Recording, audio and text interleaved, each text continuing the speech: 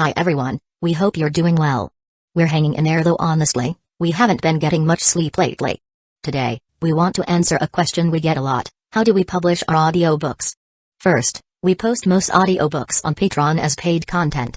They stay paid for a few months. After that, they become free to listen to on Patreon forever. A few weeks later, we post them on other places like YouTube, Facebook, and Twitter, X.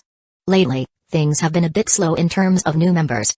So we'd love your help. Please share our site with your friends or in places like Facebook groups, Twitter, X, Discord, Reddit, or novel forums. Even one share can really help us grow. Thanks so much for your support. Chapter 1, Ghoul Encounter Japan, Town. A rainy night, like an ink-splashed oil painting. Across the pitch-black sky, fine strands of rain scatter like an artist's brushstrokes, adorning the silent city and making it all the more captivating. Lights reflect off the window panes, creating halos of faint brilliance. Late on a rainy night, there are always few pedestrians on the streets, especially in areas closer to the outskirts. Only the raindrops tapping gently against the ground send out waves of rustling sounds. Amid this rain-soaked darkness, a man well over 1.80 meters in height walks along. One hand holds a black umbrella, the other rests in his pocket. His dark eyes gleam with intensity. Anyone meeting his gaze would be cowed by its sharpness. He wears a loose-fitting trench coat, and beneath it, a hooded sweatshirt. Even though the clothing is baggy, one can tell he has a tall, slender frame.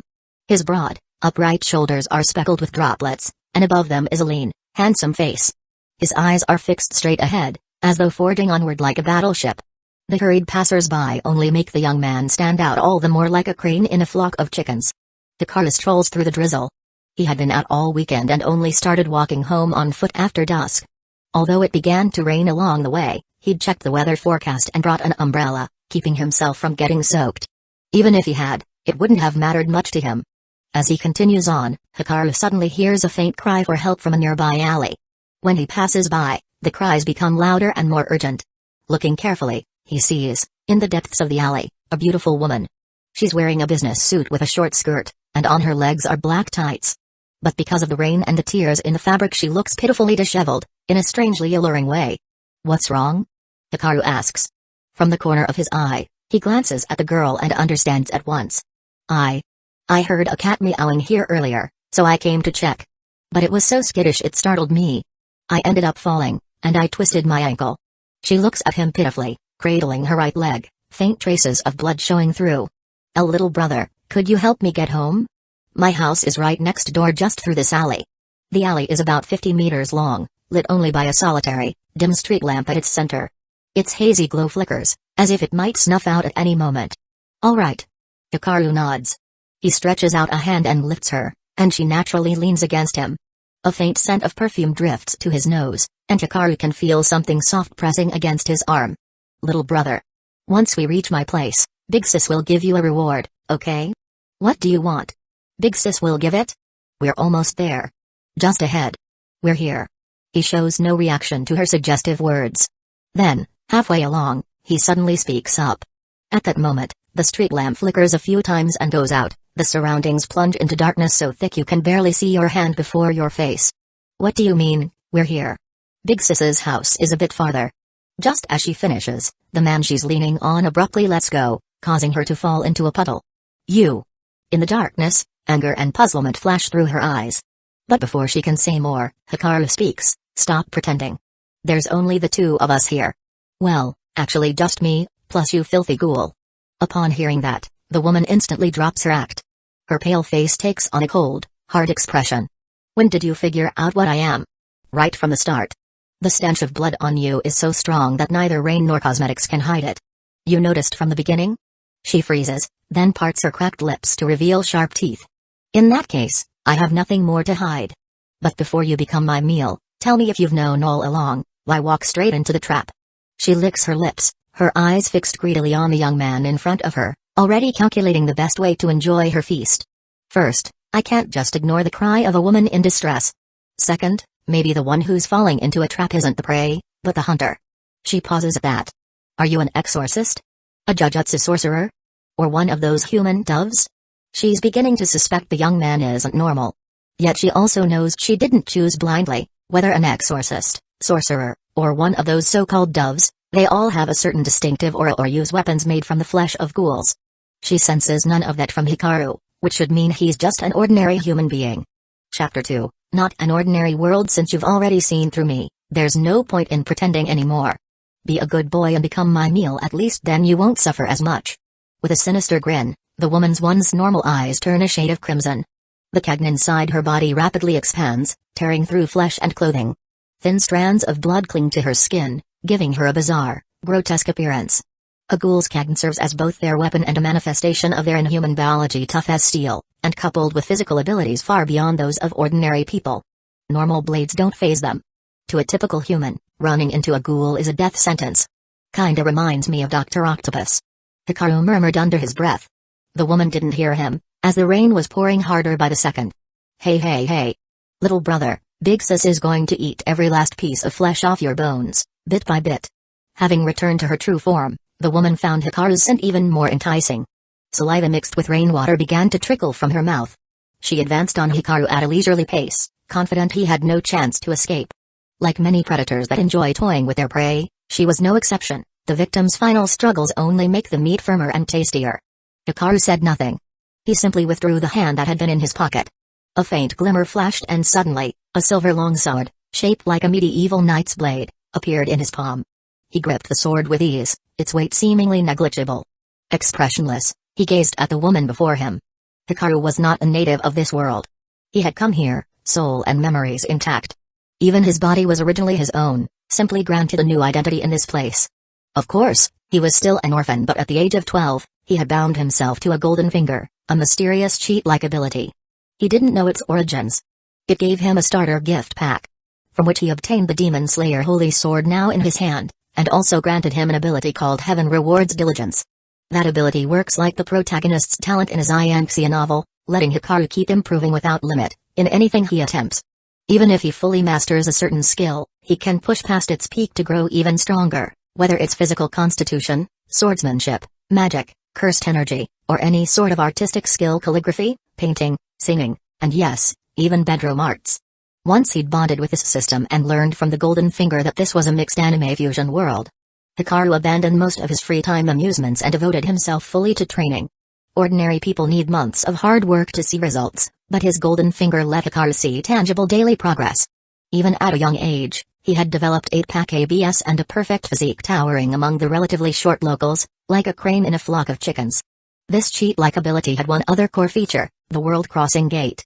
World Crossing Gate allows travel between different worlds. Requires the energy gauge to reach 100% before activation. Once activated, the energy gradually depletes. When it hits 0, you are automatically forced to leave the current world. You can choose to depart earlier, but you can only reactivate the gate once it's fully recharged. Part of why Hikaru could remain so calm when facing a ghoul was thanks to his past experiences.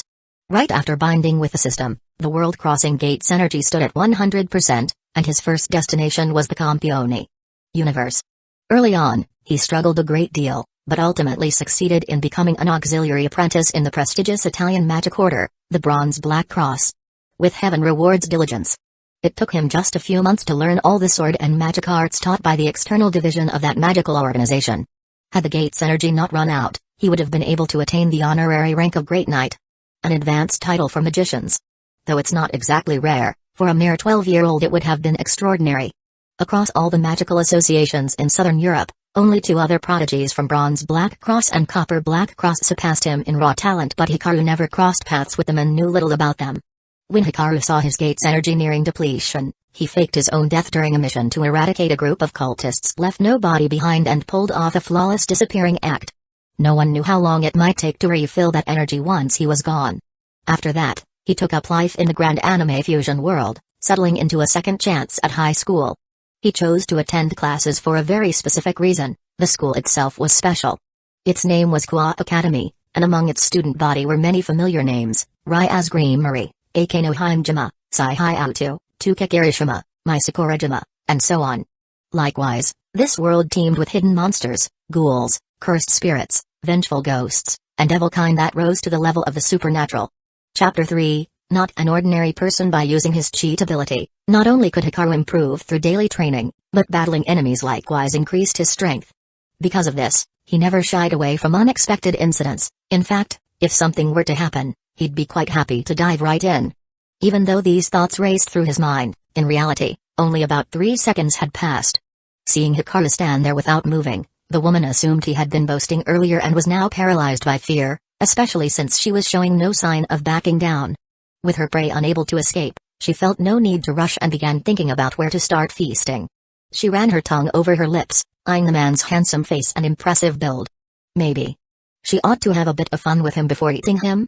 Yes, that would be SSCH. Under cover of darkness, a faint gleam flashed. A long sword, faintly glowing, suddenly appeared in the man's hand. Its radiance was subtle, yet in the pitch-black night it stood out clearly. Half the blade was exposed, seemingly sheathed in a thin barrier that kept the rain at bay. From that sword, the woman sensed something unusual. Or rather, any normal human mind would be spinning into overdrive after watching a sword appear out of nowhere. Who are you? Having no grasp of what was happening, the female ghoul felt panic rising in her chest. What on earth is going on? But Hikaru clearly wasn't going to answer. He had no intention of showing mercy to a man-eating monster. His earlier kindness helping her up had merely been a test. Unfortunately, the woman had failed that test. Now, she would face only death. Seeing that Hikaru didn't respond, the ghoul's gaze shifted as she launched a sneak attack. From behind her, Kagan tentacles reminiscent of Dr. Octopus shot forward like venomous barbs. They were as hard as steel and could easily pierce thin metal plating. Yet Hikaru simply tilted sideways, dodging with casual grace. He didn't even move his feet, the umbrella in his left hand remained steady. Had this been the Hikaru of his earliest days in this world, he would have been skewered outright. But after spending months studying at a magic society, successfully leaving it behind, and continually hunting cursed spirits and ghouls in this world, his abilities had advanced by leaps and bounds. In his eyes, a ghoul's attack felt 100 times slower, so slow even a grandma could dodge. What's going on? She couldn't believe he had avoided her ambush without even seeming to try. Without a word, Hikaru took a single step forward, not waiting for her next move. In a single stroke, he sliced off both her arms. Screaming in pain, the woman stared at him in horror. Damn it! How could this be happening? She was supposed to be the hunter, and he was merely a careless snack. But unexpectedly, he turned out to be such a terrifying opponent. A hidden exorcist? Or something else? At any rate, the female ghoul now had only one thought: run. Her Kagan braced against the ground, propelling her like a grasshopper 7 or 8 meters straight up to a nearby rooftop. She leapt again, fleeing madly into the distance. She didn't care if anyone saw her, she just had to get away from this place. After running for around 4 or 5 kilometers, she finally reached a wooded area far from the suburbs. Her face pale, she looked back and found no sign of pursuit. Perhaps she'd shaken him off. Utterly spent, she collapsed to the ground.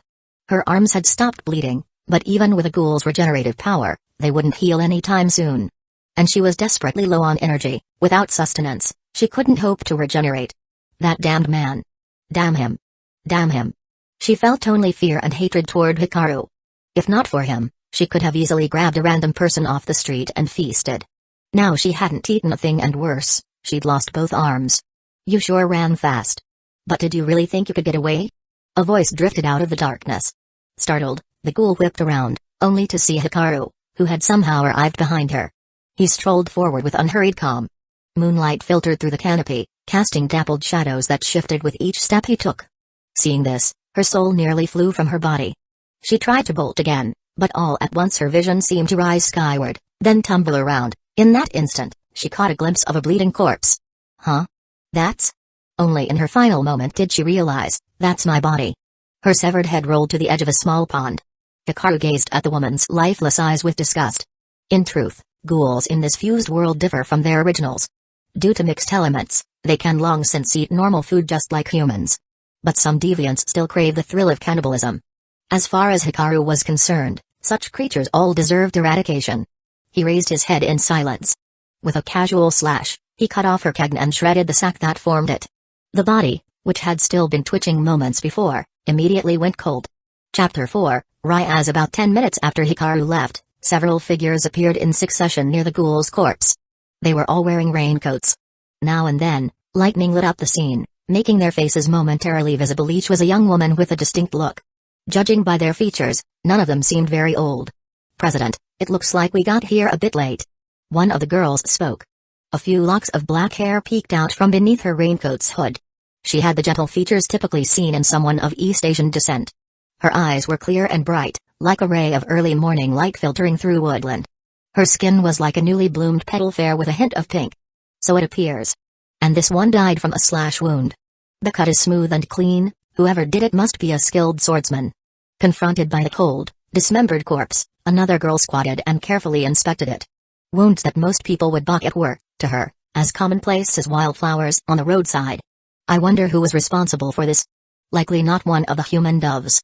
Normal people aren't that strong and tend to operate in groups. After killing a ghoul, they would protect the scene and wait for the cleanup crew. So, our suspect might be an exorcist or a jujutsu sorcerer. Ryaz, didn't we hear that a few fallen angels had sneaked in recently? Maybe it's one of the stray exorcists they brought along, said the girl named Akano Himejima. She and the girl called Ryaz were both students at Kwa Academy, at least on the surface. In reality, they were devils with concealed identities. But unlike the bloodthirsty devils of television and film, modern devils are outwardly indistinguishable from humans and maintain a society and magical order far more advanced than what humans possess. Devils, fallen angels, alongside certain human factions and other powers, share dominion over this world. Kwa Town is part of the Devil's territory, under the rule of the highborn devil Ryaz Griemery, heiress to the House of Griemery. Assisting her in managing the town are her gathered servants. The ghoul was chased here and killed. The culprit is strong, and the fight barely disturbed the surrounding area, observed Konko Tiju with an impassive expression. The petite, white-haired girl inspecting the corpse looked as if she could be a middle schooler, in stark contrast to the more mature builds of Akano and Ryaz. I don't sense any holy aura, so whoever did this probably isn't an exorcist, remarked Yodo Kiba, the only male present, scratching his head. Since we can't find the one responsible, let's head back. At least we know from what we see here that the killer has no apparent ill intent toward regular humans, Ryaz said, standing up with a troubled look on her face. In recent years, for reasons unknown, strays, be they devils, ghouls, or exorcists, had been on the rise. And that's not even counting evil spirits, cursed spirits, and other monstrosities born from humanity itself. There had been a steady uptick in attacks every so often, leaving her feeling overwhelmed. If it weren't for some help from human factions, she and her small group of servants would have had a hard time maintaining order in such a large city. Kwa Academy, Occult Research Club. This was the base of operations for Ryaz and her servants. Ryaz, about the ghoul we found dead earlier, I have a guess. We might actually know the one who did it, Akano said after they returned, drying her still damp hair with a towel post-shower. At those words, a figure came to Ryaz's mind. You're talking about that transfer student, Hikaru? Ryaz turned her head, letting her crimson hair sway gracefully behind her. Her waist-length hair, a vivid red, made for a striking contrast against her pale skin. Beneath the short skirt of her school uniform extended a smooth, flawless leg, evidence of a healthy fitness routine. When that name came up, Ryaz recalled the first time she heard it. For reasons she couldn't quite explain, her feelings had been complicated. Remember back in the Kendo Club, when Yodo Kiba had a match with Hikaru? After 5 or 6 moves, Kiba lost, Akano said, her tone tinged with admiration. We all know how skilled Kiba is with a sword, yet he still lost. Without that match, I wouldn't have known such a person existed at this school. Back then, Ryaz, you even had Konko try to recruit him as your servant. Do you still remember what he said in response? Akano asked. Of course I do. How can a true man ever bow his head to another? When Konko had delivered that reply to Ryaz, she'd been utterly stunned. It was the first time anyone had ever refused her so bluntly. Chapter 5, Terminus Estate. Every time Ryaz remembered it, her emotions grew complicated. Servants were her friends, practically her family. She never treated them as subordinates or tools the way many other devils did. But at that time, Hikaru's words had left her at a loss. Still, she later heard that her friend Suna Saitri had likewise taken notice of Hikaru's talent and sent her own queen to recruit him only to suffer the same rejection. We'll just keep an eye on him. Don't cut off contact completely in the meantime. Ryaz sighed. Oh, right, about those fallen angels who snuck in here. When do we plan to make a move? Akano Himejima asked. As she spoke, the gentle look in her eyes faded, replaced by a hint of killing intent. No rush. Let's observe what they're plotting in secret first, and prepare accordingly. Ryaz replied firmly. Meanwhile, while Ryaz and Akano were conversing late into the night, their so-called culprit, Hikaru, had already returned home. His place was a single-occupant villa which, for Japan, was large by any standard. At the moment, He was the only person living there. Well, there was one other occupant, but not a human. After Hikaru set his bag down, a cluster of silvery light suddenly emerged from his body. As it sparkled, the shape of a sword began to materialize, then quickly transformed into the figure of a young girl. She had silver hair and flawless skin, with a petite build, appearing roughly elementary school-aged. Her name was Terminus Estate. When Hikaru first obtained her, he was quite stunned. Most people who transmigrate might receive some powerful gear or a companion. He got both in one package. Thanks for all your help today, Estate. Hikaru smiled gently, speaking with evident warmth in his tone as he placed his hand on Estate's soft head. If it can help you, Onyai-chan, then it's no trouble at all. When Estate first manifested, she came with full affection for Hikaru and would listen to anything he said except when it came to her over-the-knee black stockings. Even Hikaru couldn't force her to remove them. Aside from that, she didn't mind being there in every other respect. He wasn't used to her little quirks at first, but after a few years of living together, they understood each other extremely well. Out in public, they simply posed as brother and sister. Despite their differing hair colors, his black, hers silver, in this mixed anime world, such things certainly didn't exclude them from being siblings. After all, there was that certain father whose two daughters had different hair, Eri and Marina, and they were still blood relatives. Onyai-chan, what do you want to eat tonight? Estate's face remained emotionless as she spoke, giving her the appearance of a lifeless machine. But Hikaru was already used to her personality. She only looked cold on the outside, unlike a true emotionless girl. She still had normal human feelings, she just expressed them differently. Let's have steamed buns tonight. I've still got some filling left over from yesterday. Hikaru said. Thanks to his cheat ability, heaven rewards diligence. He could master almost anything he practiced. Skills like cooking, which take normal people years to refine, took him only 2.5 months to reach Michelin chef levels. He also brought painting, singing, writing, driving, boxing, and more to pinnacle levels, achievements outstripping even longtime masters in those fields.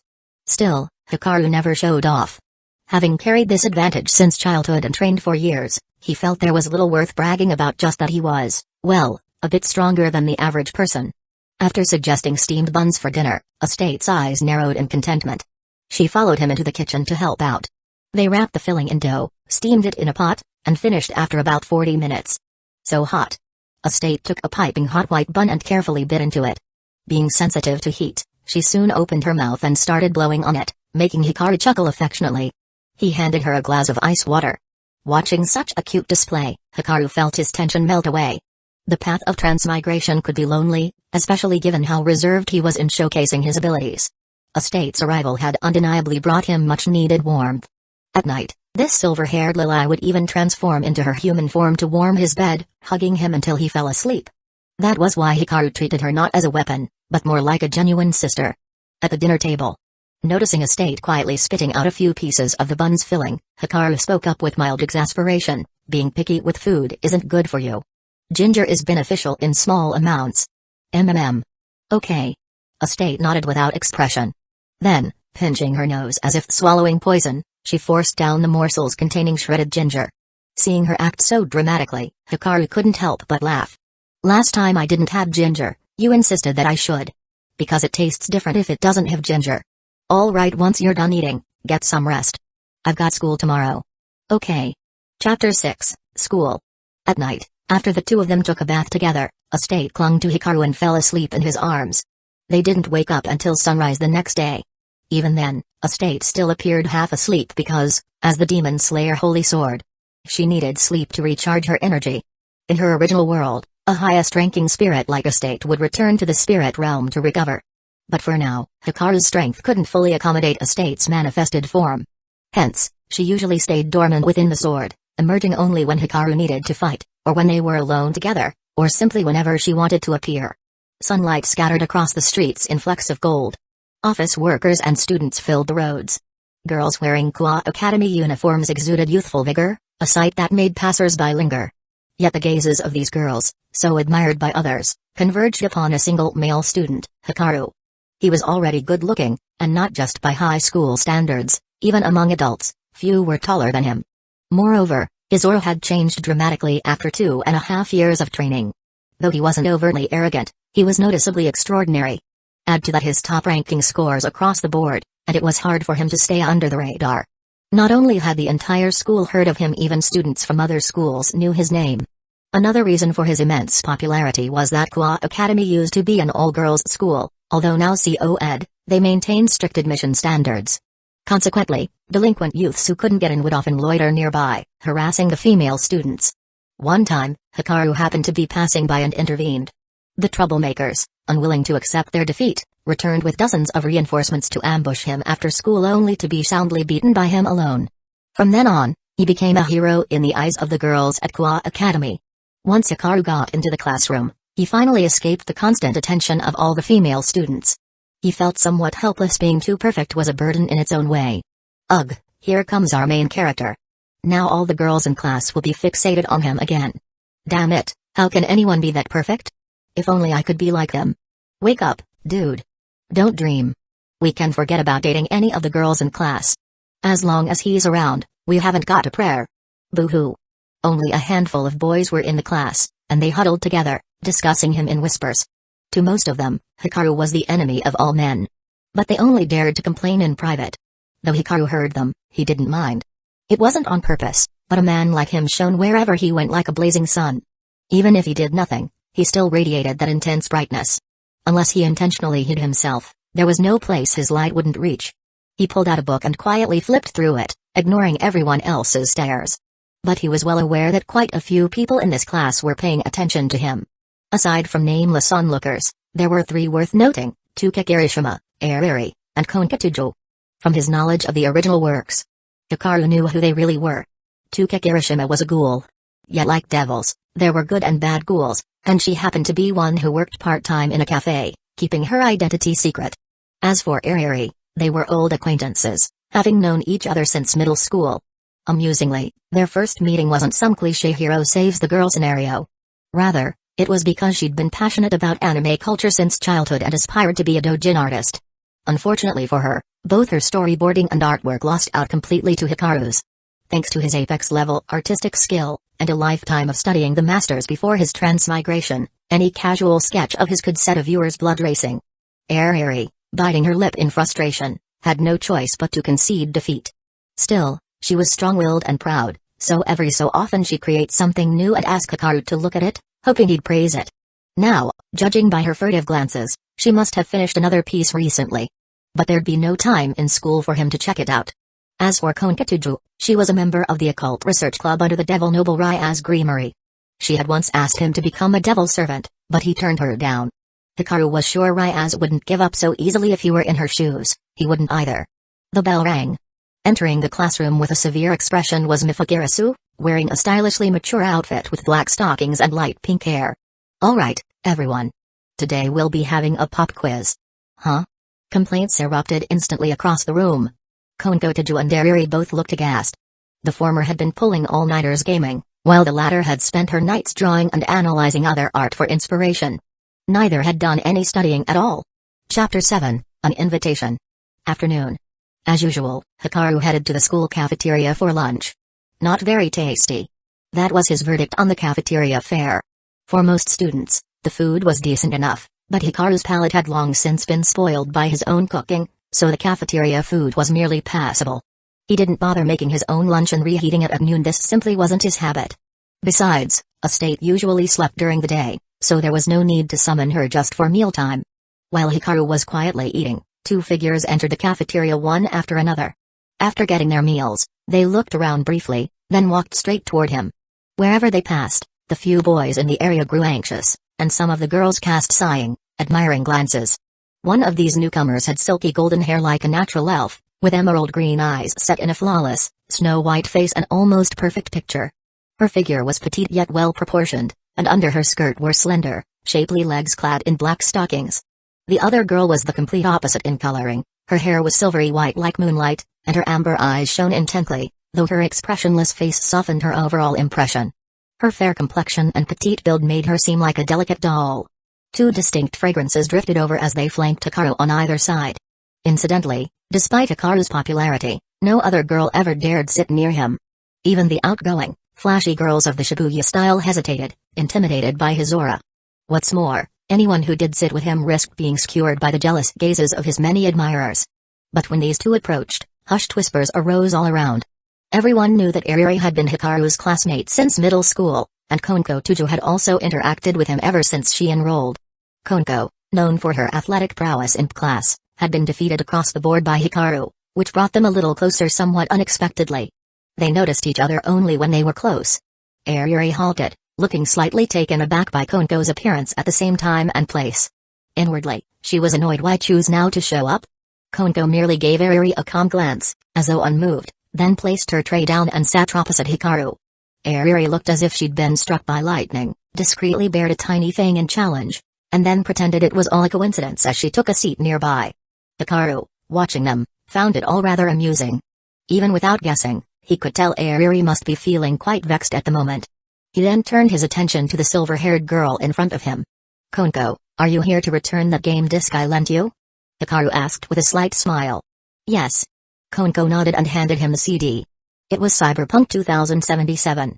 She had been staying up all night to play it, which was why she hadn't reviewed her schoolwork and had done poorly on that day's quiz. The thought of it made her poke at her food in frustration. A few seconds of silence followed. Hikaru didn't press her further, he simply waited. "After school, the president would like to invite you to the Occult Research Club." "You mean Rya's Greenery?" Hikaru's gaze fell upon the girl in front of him. Konko's superior was a pure-blood devil noble from the underworld, Rya's Greenery, heiress to the Greenery family and younger sister to the current Lucifer. She oversaw everything in Kwa Town. She had first invited Hikaru to become her servant soon after he entered high school, but he had refused. Hikaru was certain that a stubborn lady like Ryaz wouldn't give up so easily. If he were in her position, he probably wouldn't either. That said, he had no desire to be bound by anyone, regardless of how well Ryaz might treat her servants. "Will you accept?" Konko asked. She was only here to deliver the message, she wasn't going to force him. Ryaz had explicitly instructed her not to use any strong-arm tactics. "Sure." Hikaru nodded. He realized they hardly spoke most of the time, so Ryaz's taking the initiative to invite him now meant she likely had something important to discuss. It worked out for him. He had something he wanted to see Ryaz about, too. Seeing that he agreed, Konko simply gave a small nod and continued eating quietly, rather like an actual cat. Yuri, sitting nearby, looked on anxiously. Chapter 8, Blade Wounds. Kwa Academy has 2 school buildings in total. Even though the new facility is now in use, the old one hasn't been demolished, rather, it serves as a space for club activities. To the left is the Occult Research Club, to the right, the Student Council. After school, Konko led Hikaru there. The old building stands amid a cluster of trees. Usually, no one comes by, and there are even rumors of the 7 wonders of the school floating around. Though it only has 2 floors, both the exterior and interior corridors are kept meticulously clean. On the second floor, Konko walked ahead and opened a door, allowing a glimpse inside. The room's interior looked like a study. Several bookshelves lined the walls, while the center had an office-like feel. But aside from the furniture, the walls, floor, and even the ceiling were covered in esoteric symbols, devil runes scattered throughout every corner. Most eye-catching of all was a large red magic circle dominating most of the floor. Hikaru knew it was a dimension array connecting directly to the underworld. With permission, one could travel there instantly via this circle. Ordinary devils couldn't use it, only high-class devils qualified to have one. "Welcome, welcome." As Hikaru stepped in, a red-haired beauty approached. Her fiery hair shimmered like embers under the lights, and her voluptuous yet shapely figure was truly captivating even in a standard school uniform. She radiated a unique allure. Rya's Greenery. Her emerald eyes held a hint of a smile, not necessarily because she was thrilled, but more so as a product of her refined upbringing. Behind her stood a dark-haired woman whose figure was no less striking. In contrast to Ryaz's Western features, this woman seemed more reserved. When she smiled, her eyes narrowed to gentle slits, creating a graceful impression. Her bare legs extended from beneath her skirt, drawing the eye with their slender elegance. "We meet again, Hikaru. I suppose we don't need introductions, do we?" Ryaz politely nodded her greeting. Respect goes both ways, and Hikaru, though human, had power enough to warrant that courtesy. Hikaru likewise assumed a polite, business-like manner. He shook her hand briefly and let go. "I don't think so. I'm just a nobody, after all, whereas you, Ryaz-san, are the heiress of the House of Greenery. And with your looks, you're not easily forgotten. Next time, if there's a chance, you could visit my place." Hikaru never hesitated to treat a truly beautiful woman kindly. Besides, he had no quarrel with Ryaz, and he knew plenty of future plot developments would involve her. Ryaz seemed to pick up on the unspoken meaning in his invitation but didn't refuse. She nodded in acknowledgement and said, "Kano, the tea, please." It's already brewed some excellent Westlake Dragon well imported from the east. Akano presented the tea with a warm smile. Her demeanor mirrored Ryaz's. For a welcome guest, they showed equal hospitality. Besides, Hikaru was rather famous at school, and Akano greatly admired his abilities, even putting aside everything else. "Ryaz-san, do you enjoy tea?" Hikaru asked. "I had trouble at first. But ever since you rejected me that time, I've grown to like the bitterness." Her subtext was obvious. Even though several months had passed, Ryaz still hadn't gotten over Hikaru's initial refusal. It was plain that she hadn't given up on inviting him to be her servant. But for the moment, she had no suitable reason to press him again. Forcing him was out of the question. That was something Ryaz would never do, which in turn was why Hikaru was willing to hold a conversation with her. As for enticements, Ryaz had already asked Konko to persuade him, promising comfortable employment in the underworld, lifetime benefits, flexible hours, generous perks, and low work intensity, etc. None of it tempted Hikaru much. If Ryaz had offered herself as a concubine, he might have considered it, but that obviously wasn't on the table. After some pleasantries, Hikaru sipped his tea and got straight to the point. "So, what's the reason for inviting me here this time?" "It's like this." Seeing him initiate the conversation, Ryaz wasted no time and posed her question directly. "Recently, I've received many reports from my familiars about murders. Every victim had blade-inflicted wounds. I suspect you are responsible." "Yes. That's me," Hikaru admitted without hesitation. "But let's be clear, I didn't kill people, I killed monsters." "Right, I know. Otherwise, you can be sure I wouldn't be greeting you so warmly." Ryaz gave a quick nod and a smile. As the manager of Kuat Town, there was no way she'd let a true murderer roam free. Chapter 9, Cooperation. "And because of that, I have a proposal. I think you might find it interesting." "Let's hear it," Hikaru replied. "It's like this. You remember when I had Konko invite you before? Though you refused, I later reflected on it and realized that not everyone needs to become a devil. So, I decided to let it go." Ryaz spoke in a serious tone. Though she didn't show it outright, Hikaru's pride was palpable. A person with his level of skill and talent wouldn't just join her ranks without reason. A smart choice. "If this is still about that same matter today, then I don't think we need to meet again in the future." Hikaru's tone was calm but firm. Ryaz felt a slight tightness in her chest. She had initially intended to ask again, but after catching the undertone of Hikaru's words, she decisively abandoned that idea. Hikaru was different from her current servants. Konko, Akano, Kiba, and even Gasper had all been homeless or carried deep-seated grudges, reasons that made them willing to accept her invitation. Hikaru, though alone, was powerful, lived comfortably, and even owned a large house. Without any external pressure or desire, how could she possibly recruit him? Akano and Konko remained silent. They already understood Hikaru's personality well and knew he meant no offense. "Here's the deal, we'd like to collaborate with you." Ryaz cleared her throat before continuing. "As the ruler of Kuat Town, I'm sure you're aware that ever since about 2.5 years ago, crime in this city has been escalating. Ghouls, cursed spirits, ghosts, rogue exorcists, and stray devils. Reports of their activity surface every few days. But as you can see, my available personnel are limited to Kiba, Konko, and Akano. Just keeping an eye on the angels and fallen angels already takes all our effort. Even if we split up, we're still stretched thin. That's why I hope you can assist us." "What are the details?" Hikaru asked. This was actually quite in line with what he had been thinking. He then saw Ryaz take out an obsidian badge engraved with the Greenery family crest. "This is a communication tool. If an emergency occurs, a familiar will contact you. You're free to choose whether to respond. If you complete a request, we'll compensate you. And if you prefer a different form of reward, that can be arranged as well." Hearing this, Hikaru nodded. "All right, I'll hold on to this, then." Seeing him accept the badge, Ryaz was visibly relieved. After all, this truly solved a major issue for her. Hikaru's assistance wasn't about recruitment, it was purely a business arrangement. "If that's all, I'll be heading out," Hikaru said. "Oh, right, we also prepared a gift for Estate-chan. Please accept it." Just as Hikaru was aware of their secrets, he had never hidden Estate's existence from them either. Ryaz and Sunasaitri both knew that Hikaru had a sword familiar and that she could take human form and was quite adorable. "Then I'll thank you on Estate's behalf." Hikaru didn't stand on ceremony.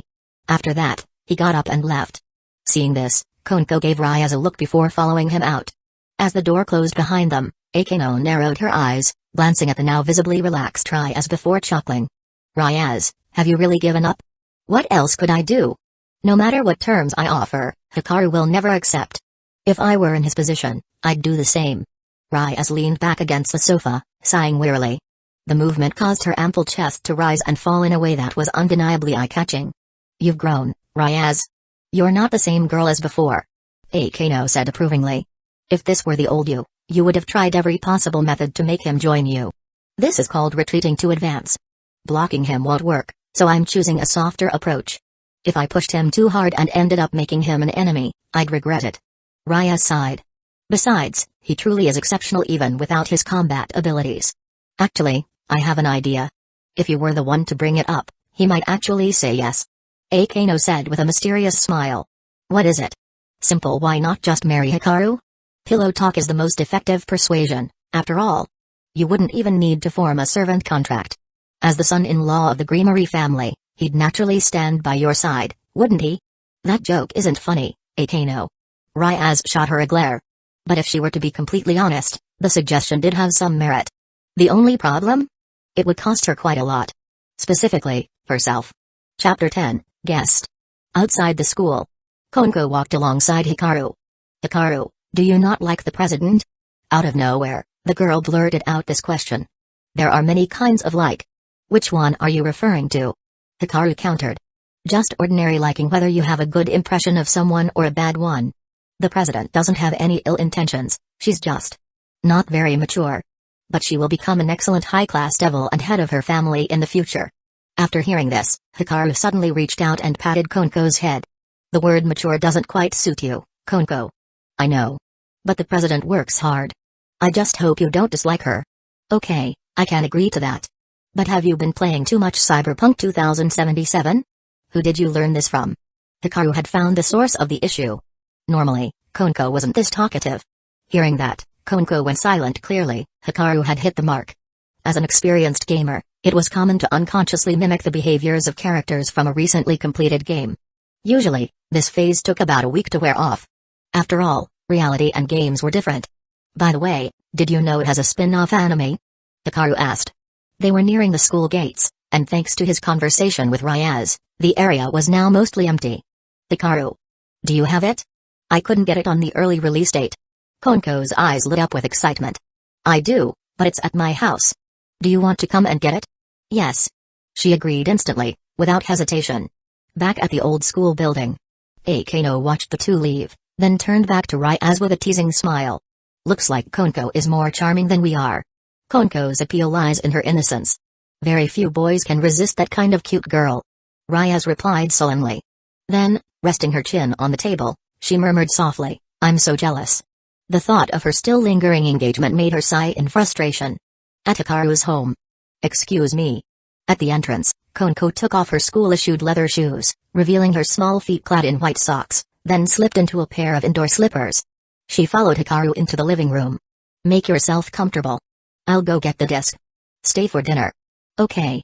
After answering, Konko put down her bag, walked over to the couch, and leaned back, casually picking up the remote to turn on the TV. She seemed quite familiar with the place. Just then a faint presence stirred behind her, causing Konko's heart to skip a beat. The next moment, a silver-haired sword spirit appeared behind her. "Here to play again today?" Konko nodded slightly at the silver-haired Lily in front of her, her usual expressionless demeanor returning. After becoming close with Hikaru, she naturally grew close to Estate as well. "This is a little gift. I bought it from the underworld." Konko pulled out a present, a classic snack from the underworld. Estate watched as Konko unwrapped it, and before she knew it, her mouth started to water. After sleeping for most of the day, she was just beginning to feel hungry. When Hikaru returned, he was greeted by the sight of two supposedly emotionless girls munching on snacks. From a distance, someone might even mistake them for sisters. After all, they both had silver hair, both had a silent, emotionless, expressionless personality, and the only real difference was that Konko was slightly taller than Estate. Here, this spin-off anime is best enjoyed alone at home. It's only 10 episodes, so it's not too long. Konko took the disc and carefully placed it in her bag. Then, as Estate was busy eating, Konko suddenly remembered something and asked, "Hikaru, how's your magic training going?" "I've managed to refine some magic power and can now use basic spells," Hikaru replied. Thanks to his Heaven Rewards diligence ability, he had asked Konko for guidance on magic after they became familiar with each other. In this world, magic was different from how it was commonly defined in other worlds. It wasn't a broad term, rather, It was an ability exclusive to devils and their servants. Humans could use magic, but only if they formed a contract with a devil to generate magic within themselves, performed a special ritual to implant a magic circle into their bodies, or created magic circuits to become a magician. Hikaru, however, didn't need any of that. After learning the training method from Konko, he had tried using his inner cursed energy to generate magic power and, naturally, he succeeded. That's amazing. Konko's eyes widened slightly. Though Hikaru had spoken casually, anyone with knowledge of magic would understand just how difficult this feat was. Moreover, she knew that Hikaru would never sign a contract, implant magic circuits, or use magic formations. For a mere human to wield magic without any external resources, this level of talent would be considered genius even in the underworld. Chapter 11, Cultivation. Dinner consisted of black bone chicken soup and stewed beef. For Konko, who lived alone in Japan, this was already a very sumptuous meal. But for Hikaru, this was just the norm. Outside of school, he couldn't bring himself to settle for mediocre food at home. Besides, he had a little foodie to feed. So good. With that simple remark, Konko never stopped eating. After about 20 minutes, she had already finished 4 bowls of rice. Her previously flat belly was now round and full. Anyone who didn't know better might have thought Hikaru had done something to her. A state wasn't to be outdone, either. Normally she couldn't eat that much, but today she found herself unconsciously competing with Konko. After the meal, Konko volunteered to wash the dishes. Once she was done, she said goodbye to Hikaru. On her walk home, she patted her full stomach with a look of satisfaction. If I could live there, I'd be able to eat delicious food every day. But she had no reason to move in, nor was she thick-skinned enough to freeload her way in. I'll just drop by for meals every day. She immediately seized upon a compromise. Back at Hikaru's house. Aren't you worried? Konko is a girl. A state said from the sofa, glancing at Hikaru. Even if she's a girl, she's a devil. Nobody's safer than her. Hikaru chuckled. A state nodded and turned her attention back to the anime she was watching. Hikaru, meanwhile, sorted through what he had gained that day.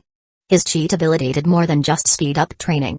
Having spent considerable time with Konko, he'd naturally refined magical power from his cursed energy. And after today's interaction with her, he acquired something new, immortal chi. Although Konko was a devil, she also had another identity. She was actually a cat yokai, an extremely rare breed that could wield immortal chi and senjutsu skillfully. Compared to magic, refining immortal chi was surprisingly easy for Hikaru.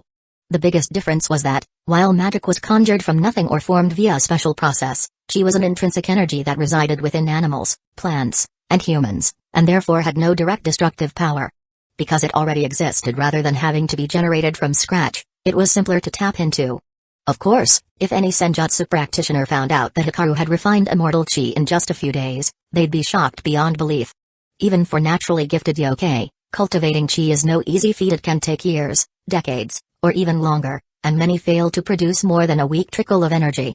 As for what he'd achieved so far, it was unassuming yet extremely practical. If Hikaru closed his eyes now, he could clearly sense the flow of chi. Even though many life forms can't harness or cultivate chi, it still exists in every living being. Devils, angels, humans, even a state each had their own unique chi signature. Devils' chi was tinted purple, angels golden, normal human races white, and a state's silver, massively powerful in quantity. In truth, a state deserved at least half the credit for Hikaru's progress. Getting back on track, chi itself can't be used for direct attacks.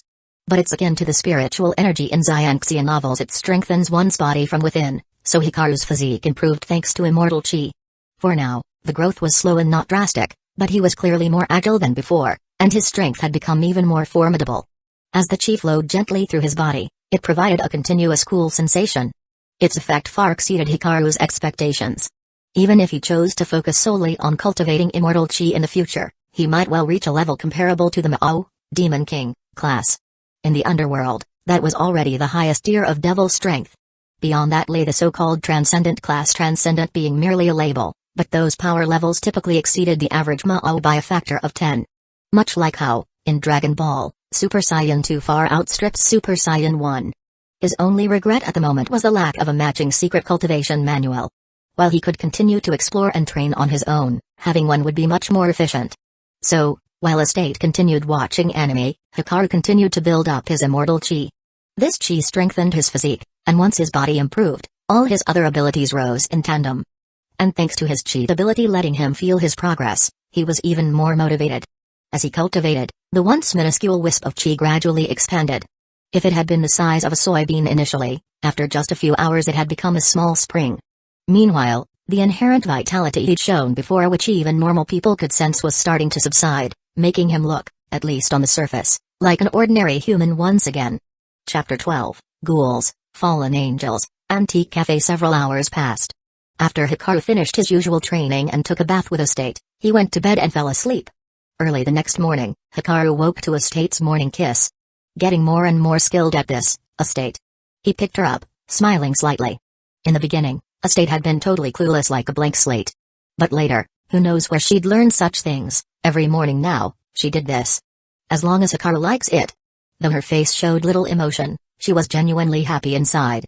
Then I'd like it better if you'd take off those stockings. Hikaru teased. Instantly, Estate went from being expressionless to blushing, hugging her knees and arms against her body. Her cheeks turned pink as she muttered in a small voice, "That's so pervy. I can't take off my stockings."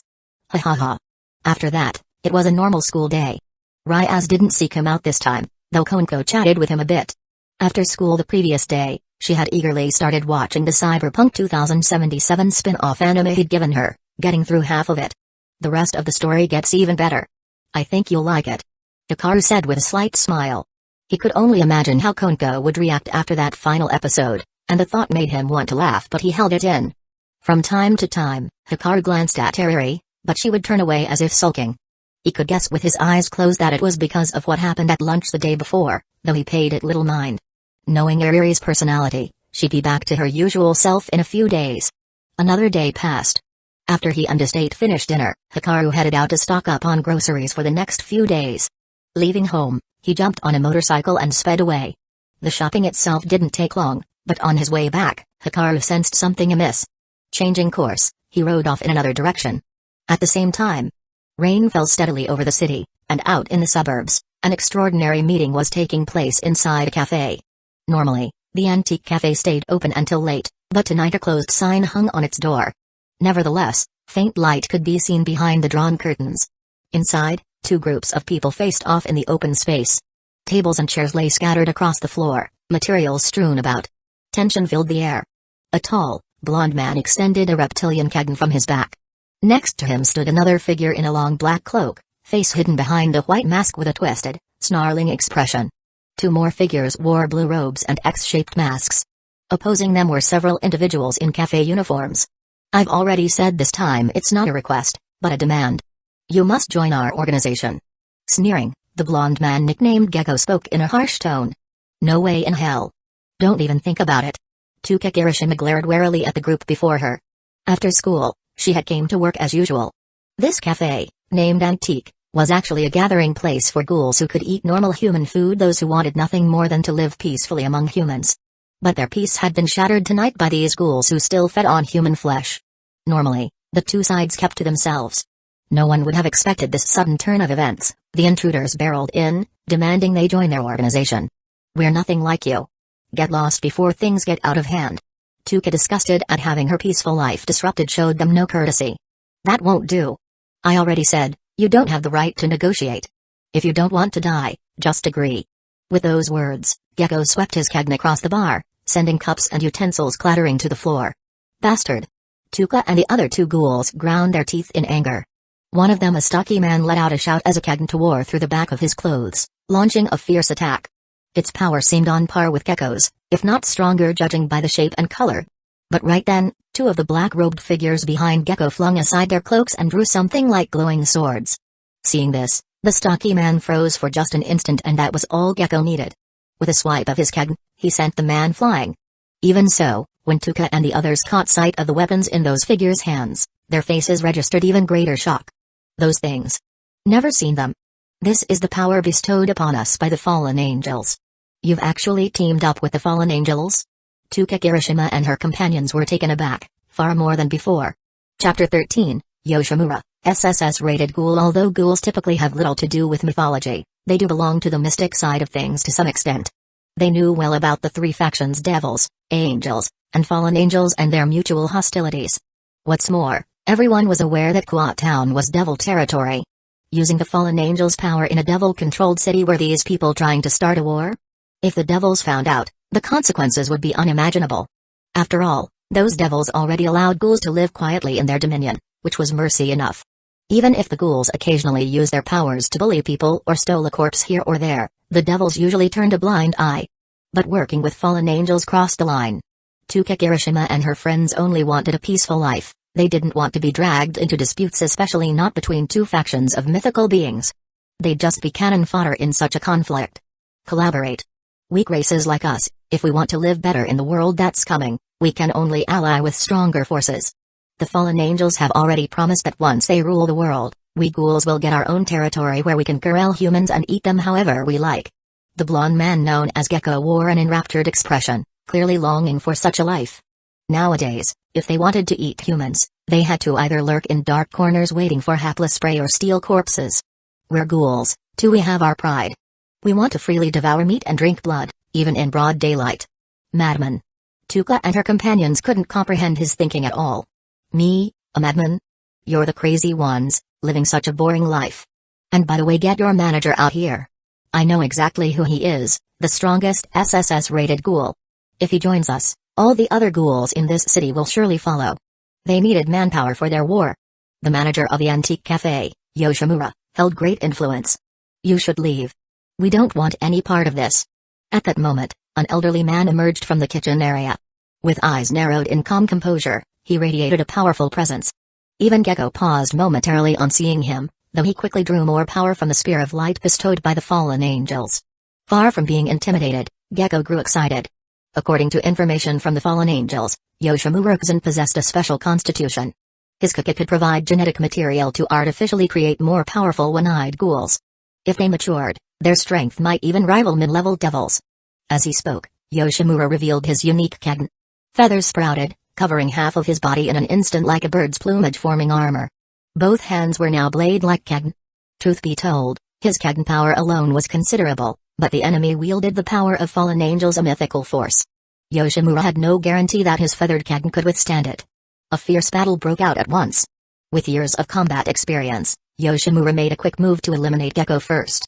In the next second, he burst past the cafe counter, slicing downward at the blonde man's head.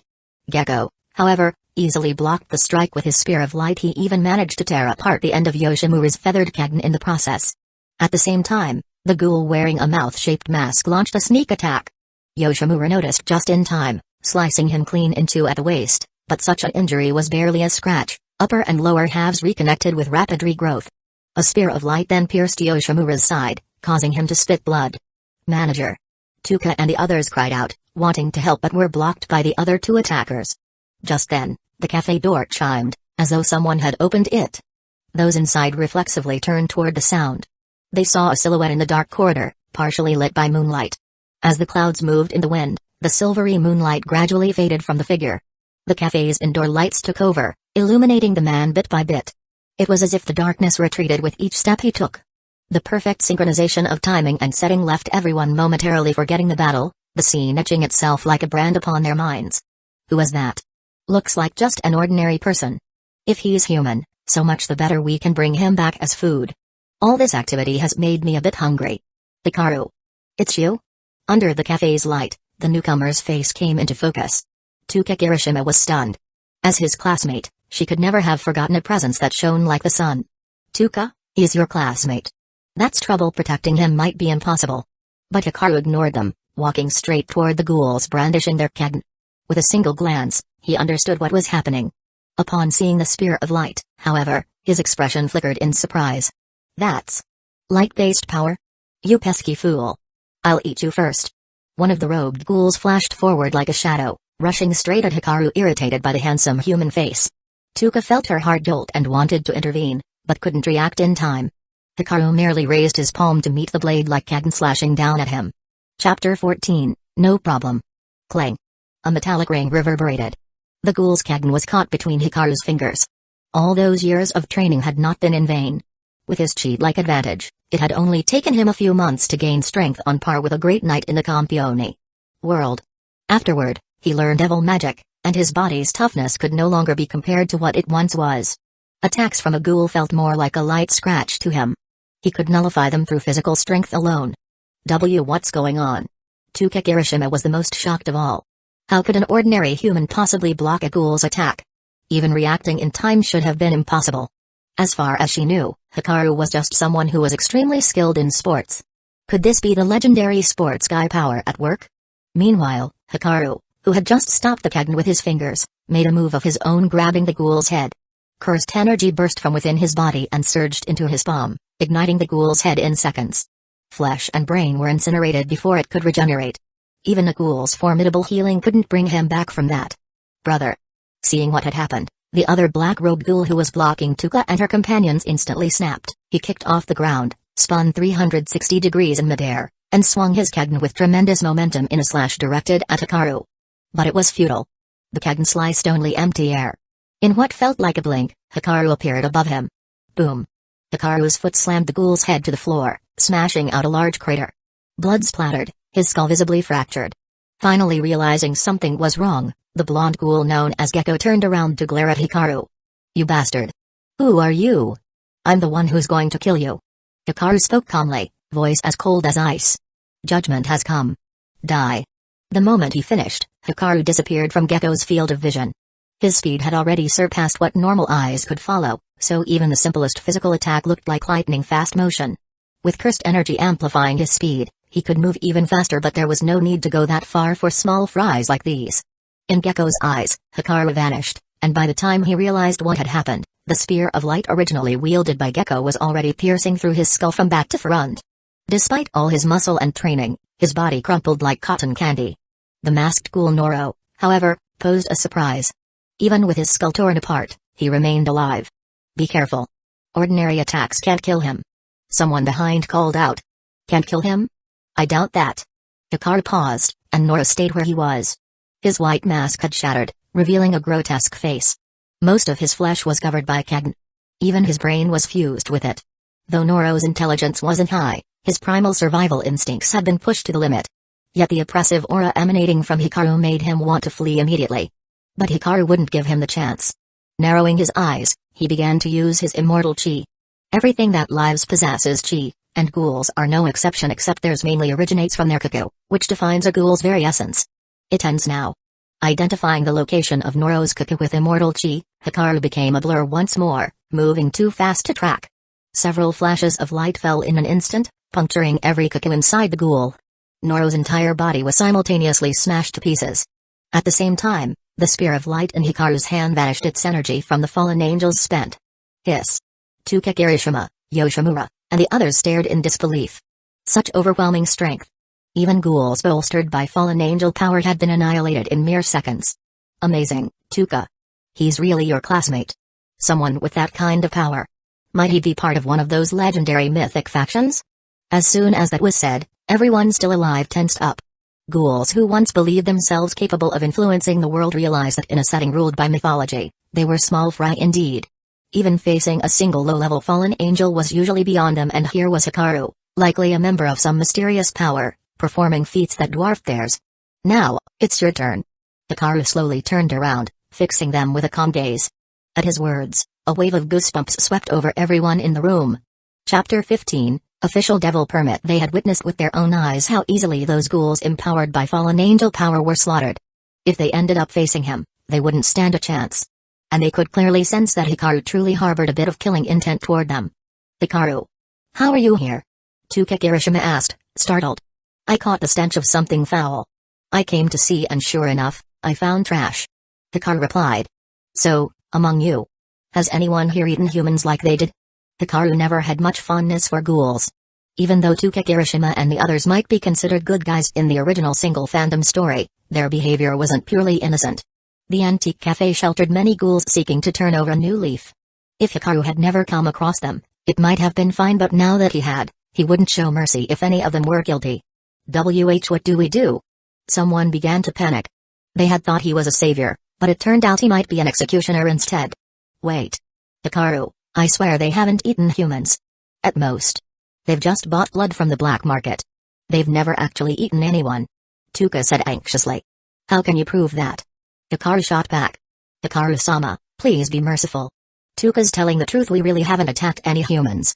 I even have a certificate from the devils. Speaking up, Yoshimura handed him a red case document.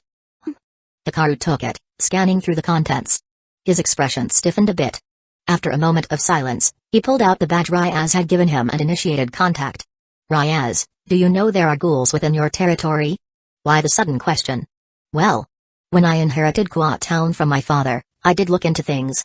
Yes, there are indeed some ghoul communities, but they don't pose any harm to ordinary humans, so I've left them alone. Ryaz answered, rubbing her eyes. So, what happened? Nothing. So that was it. These antique cafe ghouls actually had an official permit from the underworld, which explained how they could operate so openly in Kwa. The misunderstanding was resolved. Tuka's companions, who had been trembling at Hikaru's killing intent, heaved a collective sigh of relief, though they still watched him warily, in case he turned hostile again. But Hikaru no longer displayed any inclination to attack. Anyway, why do these ghouls have fallen angel powers? Hikaru asked. Yoshimura-kun proceeded to explain the entire story in detail. He recognized the emblem engraved on Hikaru's badge, the coat of arms of the pure-blood devil Grimory family. So even if Hikaru wasn't a devil, he was at least connected. Trying to survive between the cracks of society, the cafe's ghouls had no desire to get dragged into this unnecessary conflict. Yoshimura's explanation cleared things up for Hikaru. So these ghouls, typically just fodder in a fantasy world, had teamed up with fallen angels? Interesting. Hikaru saw no reason to linger and turned to leave. As he departed into the dark, rainy night, Tuka Kirishima stood at the cafe entrance watching him go, her expression complicated.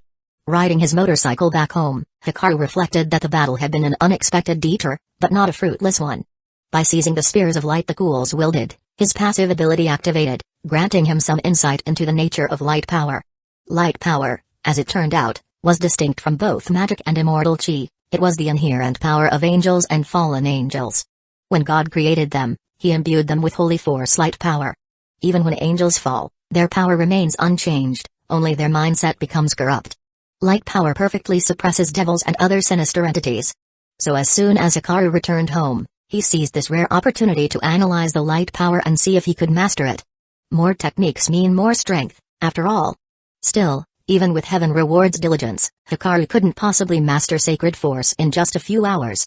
Furthermore, after assimilating a strand of light power's data, he noticed a minor issue in his body. Devil power and angelic power repelled each other. Like the positive and negative poles of a magnet, these two powers were mutually incompatible. If he tried to forcibly cultivate light power, the conflict between the two incompatible energies might blow up inside him like a lit fuse.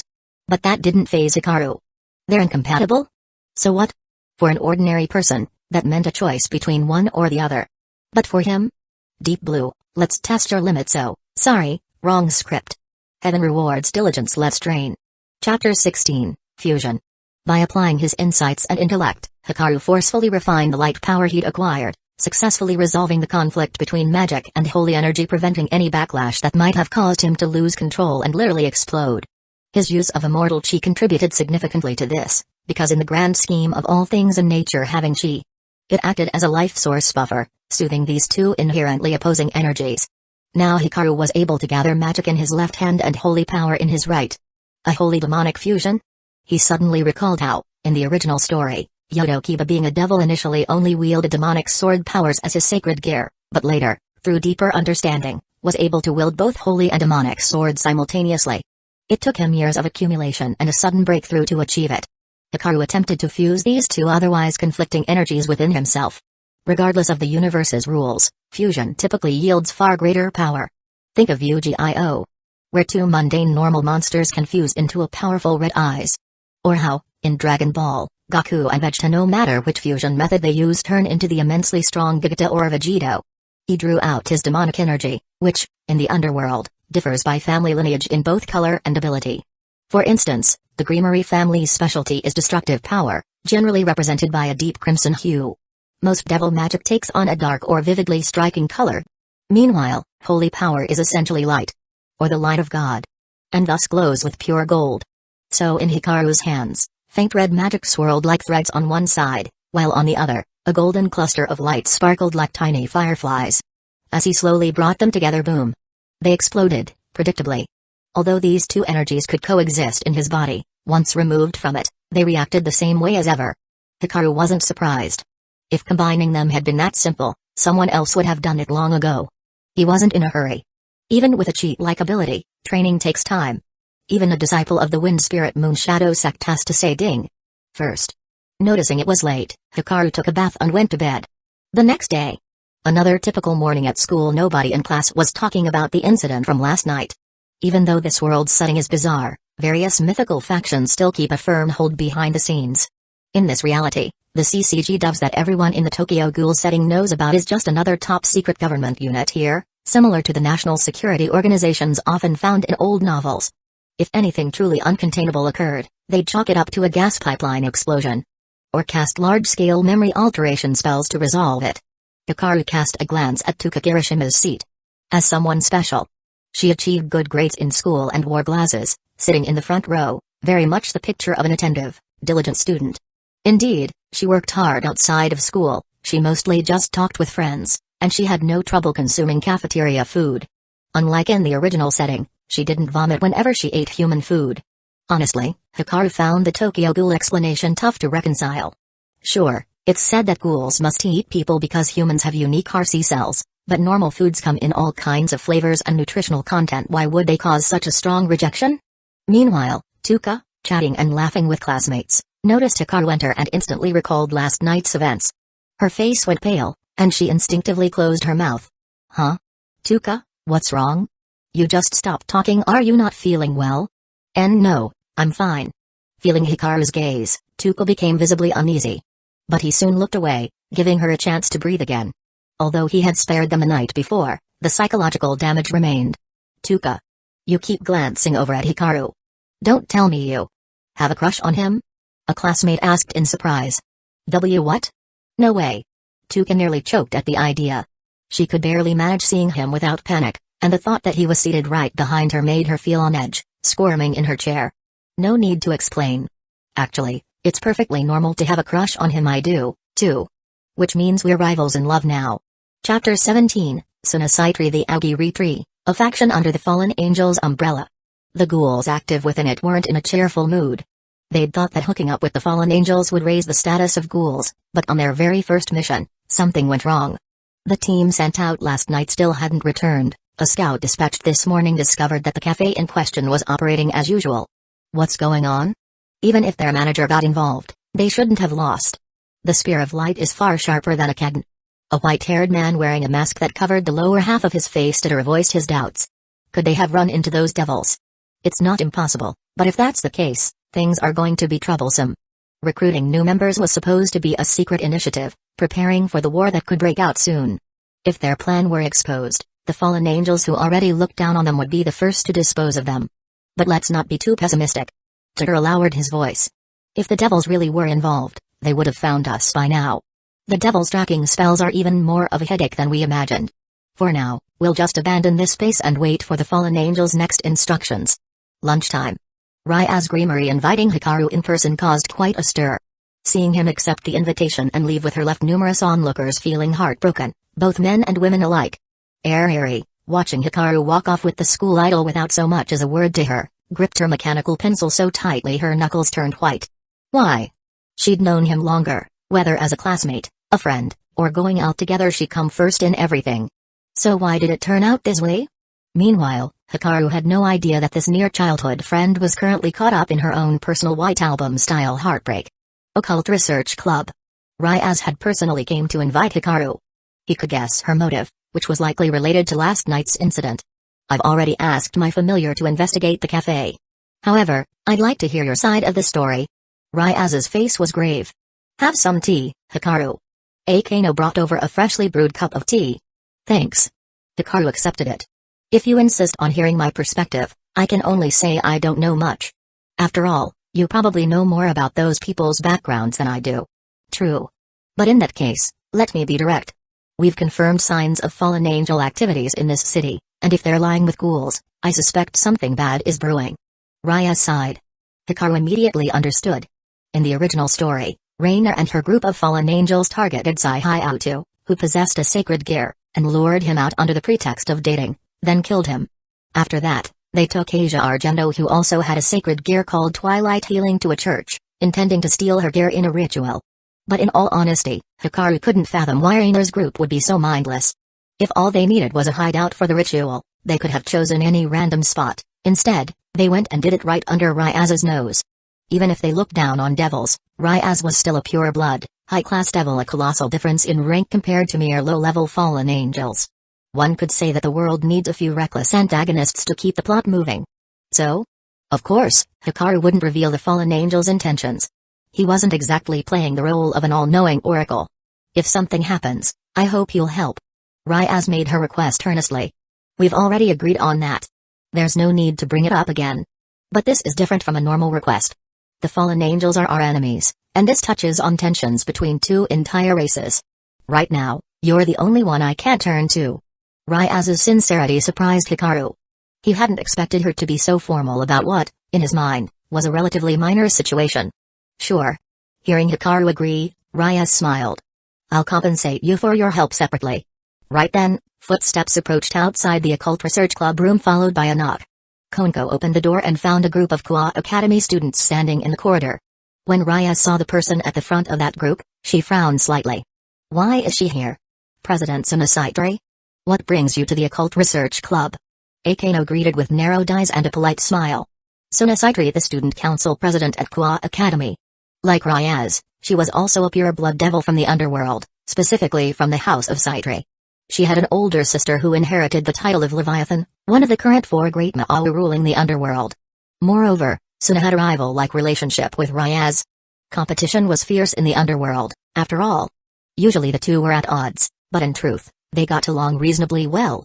Hikaru turned to look, meeting eyes with Sunasaitri in the hallway. Chapter 18, Story starts. Kano, I'm not here to see Ryaz today. Sunasaitri flashed a faint smile, her gaze fixed on Hikaru. She was dressed in the Kua Academy uniform, her medium-length black hair falling like a silken fringe. Her eyes were reddish-purple, and her figure was more slender than Ryaz's or Akano's. Because she wore glasses, she exuded an air of intellectual refinement. Not here for the president, then. Could it be? Akano already had a guess. Sure enough, everyone watched as Suna gave Hikaru a slight nod. Hikaru, I'm here to see you. Hearing that, Ryaz's brows furrowed. Why do you need Hikaru? I only have a request for him. Suna replied with a soft laugh, briefly casting Ryaz a calm look. You're not planning to recruit Hikaru as your servant, are you? Ryaz asked, her tone slightly hostile. No, I won't do that. Someone like him, with his pride and strength, would find becoming a servant to be beneath him. Ignoring Ryaz's sudden tense expression, Suna produced an obsidian badge engraved with the Saitri family crest. Hikaru, I'd like to form a contract with you. With Suna's explanation, everyone realized her reason for coming. It was, in essence, the same as Ryaz's, because there had been frequent supernatural disturbances in her section of the city, and her own forces were stretched thin. She wanted Hikaru's help. Suna, I got here first. Hikaru and I already have a contract arrangement. Ryaz raised an eyebrow. Good grief, though she and Suna typically got along decently, this felt rather provocative. Soliciting him right in front of her? It's only a contract. Whoever said that once Hikaru is under contract with you, he can't accept jobs from anyone else? Ultimately, it should be his choice. Suna lightly adjusted her glasses. Hikaru, you don't have to take every request. If it suits you, you can do it. Once you complete a request, I'll pay you immediately. Sure. Hikaru nodded. He figured he could use these jobs to hone his skills as well. Actual combat provided faster growth than training behind closed doors. Seeing his acceptance, Ryaz couldn't help feeling a pang of disappointment, like her boyfriend was being poached away. After parting ways with Ryaz and Suna, Hikaru returned to his afternoon classes. Once school ended, the students dispersed in groups of 2s and 3s, some heading to club activities, others going home on their own. Hikaru, leaning against the second-to-last seat by the window, noticed a scene at the school gate that caught his attention. Sai Hayautu, the original protagonist, stood there looking awkward and at a loss, while in front of him was a beautiful, long-haired girl in black.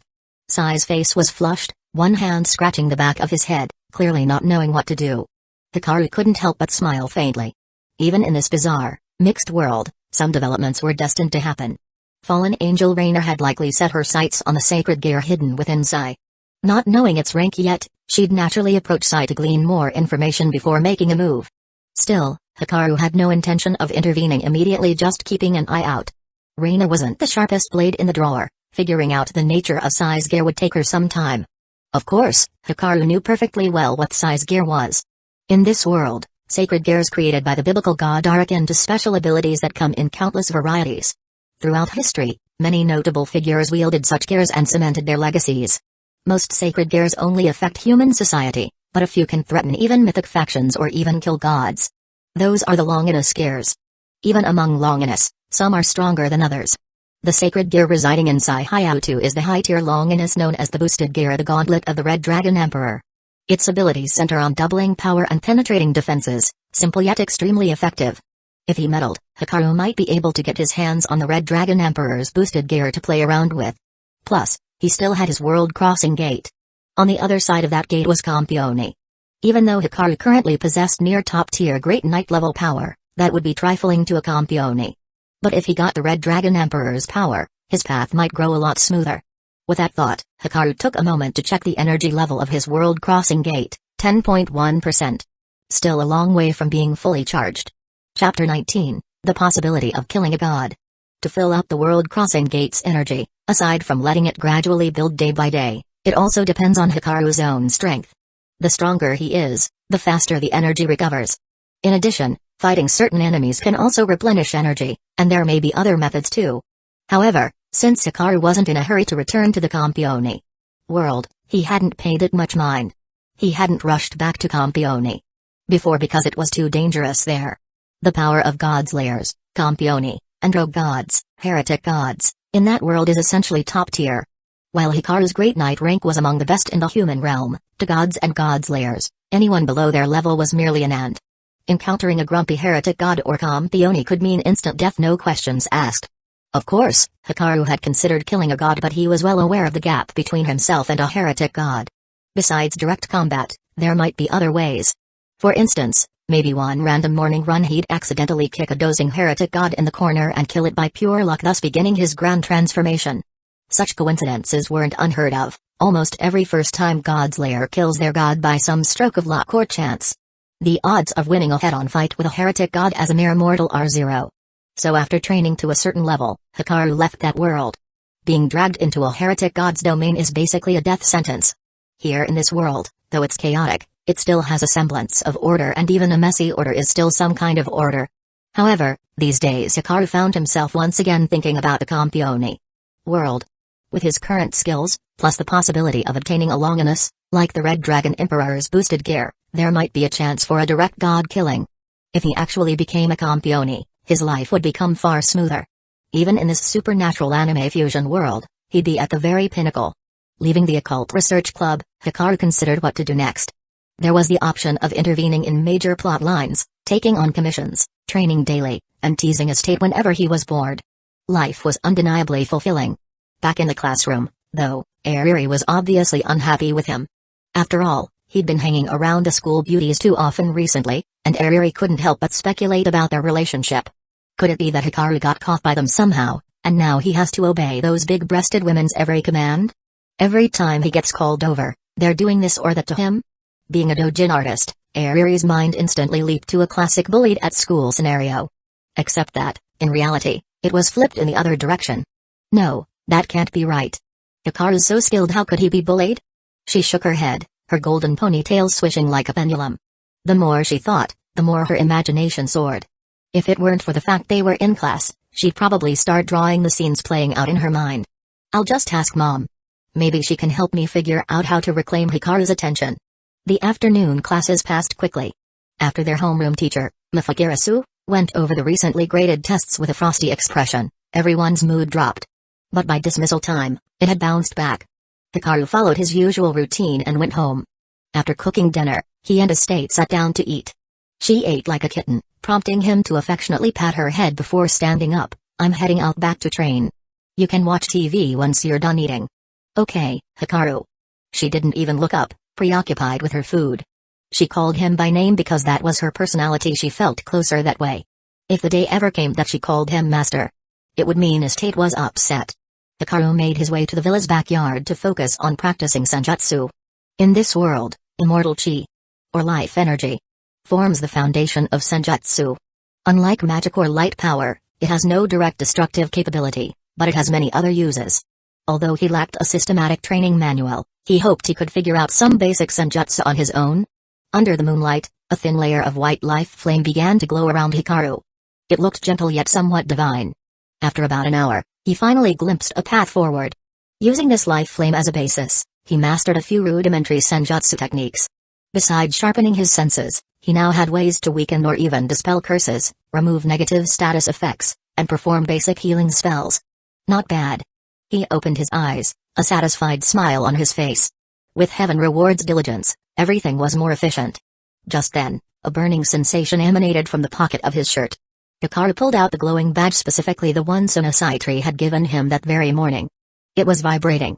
Chapter 20, Yatewei Hazuki. Although Sunasaitri and Ryaz Creamery each serve as a lord, territory manager, in the underworld's hierarchy, they must also shoulder certain responsibilities, for instance, protecting residents under supernatural threats or fulfilling other types of requests. By completing such requests, they not only help the people who ask, but also earn credit toward their record as lords. At the same time, interactions between devils and humans can help maintain ties between the two races.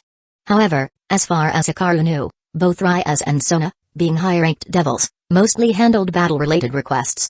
Other types of wishes usually fell under specialized departments in the underworld. Let's see what's going on. He channeled a bit of magic into the emblem. A holographic projection of a young girl appeared before his eyes. It's an emergency, please help. She glanced around nervously, as though evading something, and then the projection ended. Silence returned to the room. Hikaru mulled over the girl's face, which seemed strangely familiar. Regardless, he decided to accept the request. A state. He called out. At once, the girl materialized in a flicker of silver light. Time to get to work, Hikaru said. With that, the obsidian badge from the House of Saitri glowed with a pale blue radiance. A magic circle bearing the Saitri crest spread beneath Hikaru's feet. He felt a sense of weightlessness and detachment as space distorted, linking his location to another. His figure gradually faded out. Late night. The moon hung in a starry sky, but its soft glow barely penetrated the thick forest. Only a few stray beams cast thread-like patterns on the ground below. Yatewei Hazuki found herself alone in a silent wilderness. Cold wind hissed like a specter, and a creeping chill pervaded the air, sending shivers down her spine. My magic is completely drained. She looked at the now dim flyer in her hand. It bore the Saitri crest, which she had used to attempt contacting a devil. She'd only managed to say one sentence before it lost all power. She couldn't help wondering if the flyers handed out in the streets were just a scam. Yet, moments earlier, she really had sensed an unusual surge of energy. When it rains, it pours. Muttering to herself, she carefully glanced behind her only to lock eyes with a rotting ghost infant. A ghost infant, also known as a yokai baby or infant spirit, is essentially the soul of a deceased infant. Whether from abortion, miscarriage, or a premature death, these children's spirits become vengeful if they die before or shortly after birth. Though any single one of them is fairly weak, they're massive in number. Even within a single city, there could easily be tens of thousands over many years. Here, countless infant spirits had gathered because of the Kishimojin. Kishimojin, in mythology, is one of Buddhism's 20 devas, a guardian who once was a demon that devoured babies. However, after Buddha Shakyamuni guided her to understand the pain of losing her own child, she repented and became a protector of children. Yet, as the local temple fell into disuse and lost its devotees, Kishimojin could no longer purify or guide every infant spirit to salvation. Over time, the buildup of so many child ghosts led her to be corrupted, becoming an evil god. Yatewei Hazuki had come here seeking Kishimojin's powers to lift a curse from her older sister, Aiko Hazuki. But she had underestimated both Kishimojin and the sheer number of infant spirits. Unprepared, she now found herself in a desperate struggle, fleeing for her life. Additionally, her substitution doll had been destroyed. If she were to be attacked again, she'd have no way out. In her panic, she'd recalled the flyer she got earlier that day. Her last hope was to summon a devil to fix this mess. Using devils against evil spirits sounded like a decent plan. Unfortunately, the magic circle on the flyer only lasted a few seconds. She barely had time to say one sentence before it died out. She didn't even get to share her location. With that, she lost her final fallback. Now, she could only fight, retreat, and think of something else. Her plan was to reach the temple's main hall. If she couldn't haul away Kishimojin's entire statue, she'd at least try to break off an arm or finger. That would still be something. Having knocked away the ghost infant confronting her with her physics holy sword, Yatewei Hazuki swiftly moved on. She shook off a few more infant spirits along the way and managed to slip into the main hall. But she felt no relief. Those ghost babies had already caught wind of her whereabouts, and it wouldn't be long before they closed in. Once they trapped her, it was over. While Kishimojin, even corrupted, might still refrain from harming children, those infant spirits felt no such compassion. Though childlike and innocent, They could also be the cruelest of beings, caring only to play with their victim until she joined their ranks. Outside, the rustling grew louder and louder. Peering out, Yaoi Hazuki realized the doorway was swarming with writhing black infant spirits. Even an experienced adult would feel goosebumps at the sight. Yet at that moment, a pale blue magic circle appeared before Yaoi Hazuki. A figure emerged from it, none other than Hikaru. Chapter 21, Gishimojin. Under these circumstances, Yaoi Hazuki reflexively swung her physics holy sword. But the newcomer raised his hand and caught the weapon. Hikaru sized up the little girl in front of him, smiling faintly. If you attack the one you commissioned, your request becomes void. Once she realized who it was, Yaoi Hazuki understood she'd attacked the wrong person. She immediately withdrew her crowbar-like weapon and apologized. Sorry, I was too anxious. Forget it. What's your name? Hikaru glanced around at the surroundings and at the statue. It appeared to be a temple. The small girl before him had dark purple hair, wore a deep purple jacket and shoes with skull patterns and edgy, westernized gothic look. But the most striking feature was her eyes. Each iris was split in two, a double pupil. Given the eerie setting, anyone might suspect she was in the middle of some bizarre ritual. I'm Yaoi Hazuki. I'm the one who placed the request. Are you a devil? She regarded Hikaru with curiosity, seeing none of the typical devil traits, no tail, no wings. No, I'm not a devil. We just work together, he replied. No wonder she had looked so familiar in that brief projection. Turns out this little girl was a protagonist from Dark Gathering. In that series, she wandered a world full of malevolent spirits, capturing them somewhat like an alternate form of Pokemon. Her appearance in this fused universe didn't surprise him.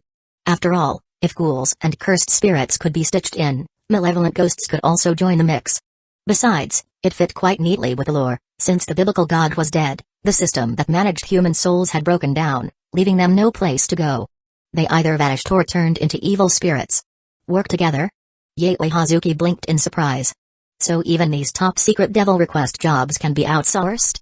Before she could continue, the rustling noises outside intensified. A frigid gust howled, like the wailing of hundreds of souls. The girl's face grew tense. Gishimojin and her infant spirits have found us. Doesn't matter, Hikaru said calmly.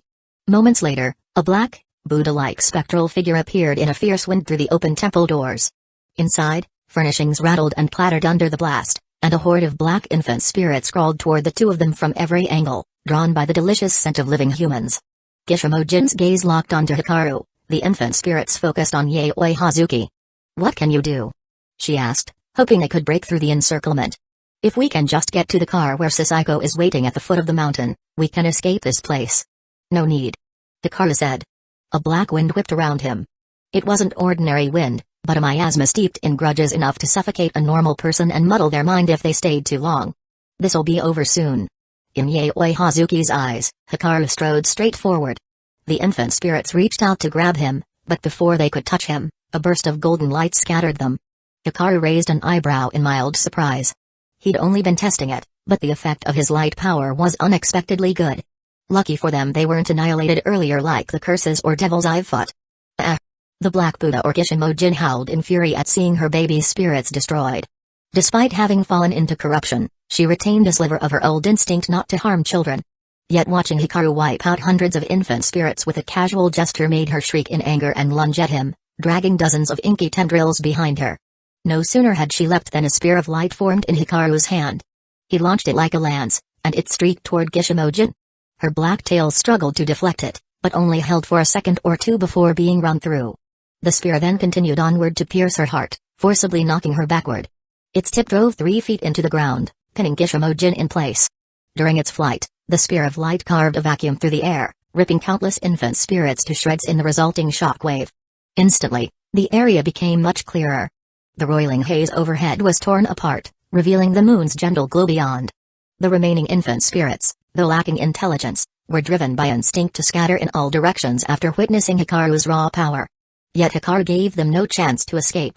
Pinned to the ground, Gishimojin's spear of light flared brilliantly like a giant spotlight until it detonated with a roar. The unleashed holy force swept outward like a tidal wave, shredding countless more infant spirits in an instant. When the explosion subsided, Yaoi Hazuki stared at herself in shock. She wasn't hurt at all. She'd assumed she'd be blown to smithereens by that blast. In fact, not even a single blade of grass around her was damaged. As the smoke cleared, Hikaru frowned slightly. She's still alive? Not bad. Chapter 22, Fulfilling Her Mission. Gishimojin wasn't dead yet, but she was close. The spear of light had detonated inside her body at point-blank range. Even a being far more powerful than a graduate-level foe wouldn't have been able to endure. Light power is poisonous to devils and similarly lethal to evil spirits. The only reason she was still alive was that Hikaru's light power wasn't yet fully pure and Gishimojin's corrupted form boasted extraordinary resilience. Any last words? Hikaru asked. But the corrupted Gishimojin had long since lost her rational mind, making no response. Not that he really expected one. Just as Hikaru was about to finish her off, two voices cried out at the same time, "Wait!" A newly formed spear of light halted barely a centimeter above Gishimojin's forehead. Its radiant energy scorched her skin, filling the air with the stench of burning flesh. Hikaru turned around, and so did Yaoi Hazuki. She realized she'd been the one to shout a warning, but who was the other speaker? They saw two silhouettes descending gently from the sky, bathed in moonlight. Though the area was dim, it was still possible to make out the girls' graceful outlines and, behind them, a pair of wings. Yaoi Hazuki instinctively gripped her crowbar tighter. Hikaru, however, guessed who the arrivals were based on their aura and appearance. They were clearly devils. Besides, this was Saitri family territory, so their identity was obvious. Sure enough, it was Suna Saitri gradually emerging from the shadows. With her was another black-haired girl wearing glasses, her face impassive, Tsubaki Shinra, Sona's queen and servant. Four shapely legs gleamed faintly in the moonlight. As they approached, the devilish traits on their backs vanished. Yaoi Hazuki stayed on guard, but Hikaru reached out and pressed down her crowbar. "They're on our side." Then, turning to them, Hikaru asked, "Why are you here?" "I was about to finish the request. Due to certain reasons, once I learned this request was accepted by you, I decided to look into it. I arrived just in time. You haven't killed her yet." In Japanese, the pronoun she used Kanojo versus care or caught Hikaru's attention. Thanks to his training in curse techniques, he had long since mastered numerous languages, so he picked up on the nuance immediately. "It's just another evil spirit. What's so special about it?" Hikaru asked. "You may not know, Hikaru, but this particular evil spirit was originally Gishimojin, once a protective goddess of infants, now corrupted for certain reasons." Suna started to explain. Hikaru internally noted, "Of course I know," but remained silent to let her continue. "After Gishimojin fell into darkness, the underworld sealed this place off, erecting a barrier to keep ordinary people away. Later, when I inherited the city from my family, I was asked to find a way to deal with her corruption. But as you know, most devil magic in the underworld focuses on destruction. Even the healing types are only mastered by a few top-tier devils. Methods for breaking curses or sealing monsters are even rarer. In earlier times, you might have found some pure-blood devil families to help. But after the Great War among the three factions and an internal devil civil war, fewer than half of the original 72 pillars remain. Many secret arts and bloodlines have been lost, so the matter has languished until now. I intended to settle it myself once I found a way, so that Gishimojin could fulfill her original role again. But who would have guessed? Some rash little trespasser would break through the barrier." Suna glanced at Yaoi Hazuki in exasperation. At last, Yaoi Hazuki realized she had caused trouble. She quietly stowed her crowbar in her bag, feigning innocence. "No wonder Gishimojin is so famous, yet no one comes here. People either didn't know about it at all or, if they did, refused to come. Anyway, I'm not blaming you for it. Failing to safeguard the site is partly our fault too." Sona sighed. "I see. So it's all about using waste products effectively." Hikaru dispersed the spear of light in his hand. From the original works, he knew that devils in the underworld really struggle with curses and seals. Seeing him put away the spear, both Suna and Tsubaki finally relaxed, but a moment later realized they were staring, eyes widened at Hikaru. Originally, they'd assumed the weapon was some form of exorcist's holy sword, akin to something from Star Wars, requiring recharges. Now they sensed it was something else entirely. "Hikaru, just now. Was that light power?" "Yes. Is there an issue?" "I mean, you're human. How can you wield holy light?" "That's only something angels and fallen angels can do. I gained it through my own training. Though I'm still not very adept." "What kind of nonsense is that? Saying you can use devil magic was already pushing it, but now you claim you can just train yourself into light power out of thin air?" Chapter 23, Senjutsu. Suna Saitri and Tsubaki Shinra were indeed baffled, yet greatly astonished. Hikaru didn't bother hiding anything. For them to be so shocked by a human cultivating holy light was already something, but if they found out that even a devil like Yodo Kiba could train and wield a holy sword, that would be even more extreme. Nonetheless, Suna was a high-class devil who had seen her fair share of unusual things. After making a mental note to ask her older sister about this when she returned, she turned her attention back to Kishimogen. That aside, what brought you to a place like this? I wanted to lift a curse from my sister. Yaoi Hazuki was unnervingly calm, especially for a child her age. Even in a situation like this, her speech was measured and logical, a composure many adults lacked. After all, most normal people who first learn of the existence of devils end up acting like the sky just fell in. A curse? Sona silently dropped the question she had in mind. Why not just ask a devil for help? Because while devils are good at placing curses, lifting them was something else entirely. Are you here alone? Yes, my sister Aiko is just a normal person. The little goth girl said, casually hefting the crowbar in her backpack. Her statement left Sona and Tsubaki at a loss for words. They could tell Yaoi Hazuki possessed some abilities. In addition to sacred gear wielders, humans in this world could also be exorcists, jujutsu sorcerers, mages, psychics, any manner of special power holders. After some probing, Sona discovered this little one was actually a self-taught sorcerer. Her bravery and innate gift immediately stirred Sona's desire to recruit her. As for purifying her corruption, I might be able to manage it. While they talked, Hikaru crouched down to examine Kishimogen. The deity, who was already half dead from being skewered, could barely move. When she saw him so close, only raw fear remained in her eyes. Hearing Hikaru's remark, Sona turned to him in surprise. You have a way to remove Kishimogen's corruption? She and Tsubaki both wore skeptical expressions. After all, Kishimogen was a decades-old fiasco in the underworld, and even after Sona inherited this territory, she could do nothing but maintain a barrier to keep people out. If even the underworld couldn't solve it, how could he? We can give it a try. But if I succeed, I'll expect some extra compensation. He spoke matter-of-factly. He was happy to help, but not for free. Currently, his relationship with Sona was purely cooperative. They didn't share the same closeness he had with Ryaz. Agreed. Sona nodded right away. They couldn't just kill Kishimogen, because all those stillborn infant spirits would have nowhere to go, potentially spawning even worse evil spirits. If she could be cured and return to her role, the souls of those short-lived infants would find peace. Hikaru gave a slight nod and then summoned his life flame, performing a technique meant to cleanse curses.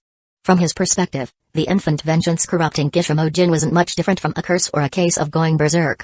He gathered his life energy and extended the senjutsu across Kishimogen's entire body, causing her to convulse as though being electrocuted.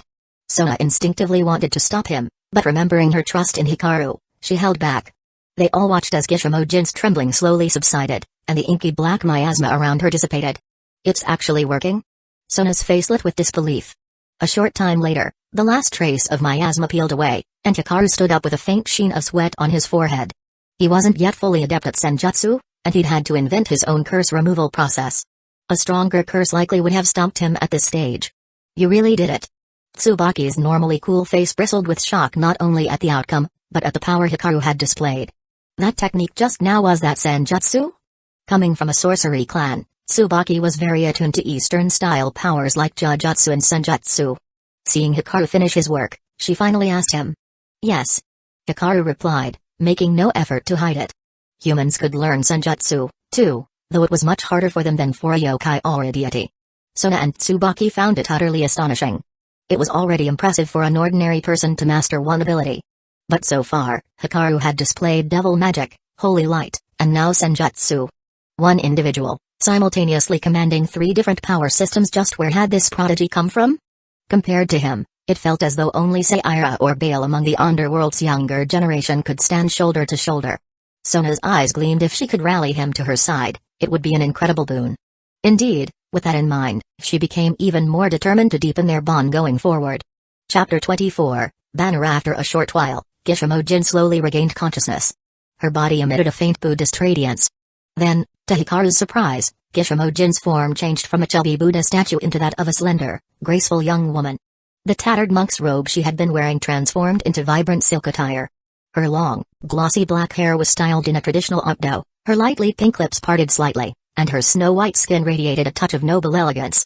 Under the wide silk sleeves, 2 conspicuous bulges gave her an air of both refinement and softness. She can transform like that? Hikaru was inwardly astonished. The 3 girls beside him were just as surprised to see what had been a pot-bellied Buddha now become a woman. Going from a male form to a female form in an instant was hard to accept. Upon awakening, Kishimogen opened her eyes and slowly rose to her feet. Her gaze lingered briefly on Sona Saitri, then finally settled on Hikaru. I thank you, benefactor, for helping me break free from the corruption of resentful souls. It's a pity those poor infants couldn't achieve their rightful reincarnation. A tinge of sorrow crossed the woman's features. As a protector of children, Isabeau, she'd occasionally regained clarity over these past decades, though only for fleeting moments enough to feel how the infant spirit's hatred grew over time. She stared at Hikaru, and he realized that if he didn't speak up, she might just keep silently gazing at him forever. It's not your fault. You're just a minor deity, Hikaru said. In fact, there isn't only one Gishimojin. This role is more like an office or station. Any being meeting certain conditions can hold it, much like a tutelary spirit of the land or mountains. The Gishimojin of the Saitri domain simply didn't have enough divine power to ward off all those vengeful infant souls. Even so, I failed in my duties. Benefactor, you're more suited to this role than I. If you would accept. Hikaru knew exactly where she was going, so he cut her off. I'll leave that position to you. Instead of trying to foist it on me, why don't you think of how to repay me? If there's nothing else, I'll be on my way. He was far too busy to take on a deific job like that. Hearing him, Gishimojin sighed softly. So be it, I won't insist. She reached into her sleeve and produced a small flag. I have little divine power and no real treasures to speak of, only this small banner that I can offer you. Hikaru took the flag, turning it over in his hands. It resembled an ancient Eastern array banner, covered in black markings that leaked wisps of black mist. This flag was once lodged within an infant spirit. After I guided that spirit on, the banner remained behind. Rinhuang Fan, human emperor banner? No. Has my benefactor ever seen a human emperor banner that exudes black gas? Actually, yes, some of us in the international server refined that type. Gishimojin wasn't sure what international server referred to. Sona Saitri and Tsubaki Shinra, on the other hand, grasped the joke and couldn't help snickering softly. In any case, benefactor, I don't really know what powers this banner possesses. But I suspect you'll make far better use of it than I. Having spoken, Gishimojin's figure wavered as though becoming less substantial. My divine power is weak and my foundation unstable. I need to rest. Benefactor, is there anything else you require? Got any more treasures? Hikaru asked. No. Then I'll be going. Hold on. Suna interjected. Lady Isabeau, I am Suna Saitri, heir to the Saitri household of the underworld. I'm the ruler of this city. If you ever need anything in the future, feel free to contact me. So you're the successor of the Saitri house. If you want to help, then please do a better job overseeing affairs in the human world. Compared to 100 years ago, even more infant souls have nowhere to go now. Gishimojin heaved a slight sigh. I'll do what I can. Sona replied. Wait, Gishimojin? All at once, Yaoi Hazuki, who had been quiet, spoke up. Gishimojin tilted her head slightly, spotting the little girl and giving a kind smile. I'm really sorry about before. It's fine. But, child, why did you call me? I wanted to ask if you could lift the curse on my sister's arm. Yaoi Hazuki blurted out. Gishimojin shook her head. Were it in the past, perhaps I could have helped. But now, I need at least several years to recover. If you can wait, come again in 5 years. That's too long. 5 years is out of the question. The young girl's face hardened. Then perhaps rely on our benefactor. He may have a way. After saying this, Gishimojin dissolved into a wisp of green smoke and disappeared into her statue. Chapter 25, Hikaru felt rather put on the spot. Gishimojin just went and dropped this problem on him. Sure enough, as soon as Gishimojin vanished, Yaoi Hazuki turned toward Hikaru, her gaze filled with hopeful expectation. Big brother, can you help me? She would have looked even cuter if she showed a bit more emotion on her face. I can, but not for free. Hikaru already knew what kind of curse afflicted Yaoi Hazuki. However difficult it might be, it shouldn't be more troublesome than cleansing Gishimojin's grudge had been. Upon hearing this, Yaoi Hazuki nodded. Understood. If you succeed, I can have Sister Aiko give you some benefits. And if that's not enough, and you're into lawless, then I can do it. That casual offer coming from a little girl left Suna Saitri and Tsubaki Shinra taken aback. They had assumed she was just small in stature with big courage, but they hadn't expected her to be that brazen. Yet Hikaru knew she was serious. And indeed, Yaoi Hazuki was quite earnest. She might have been half joking, but Aiko was her only family, and she didn't want her big sister to die from some malignant curse, especially a curse that had been brought on by her own actions. Let me see the curse first, then we'll figure out a fee. Hikaru said.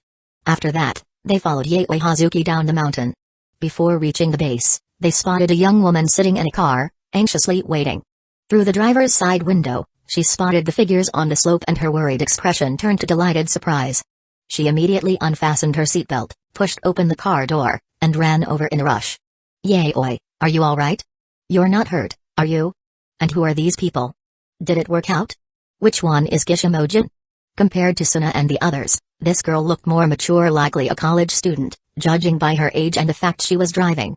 She was fair-skinned, beautiful, with a great figure, a trendy style, wearing accessories, her hair in wavy curls. She looked like a cover model for a fashion magazine. Miss Aiko Hazuki, I'm Suna Saitri, the devil who manages Hikoji City.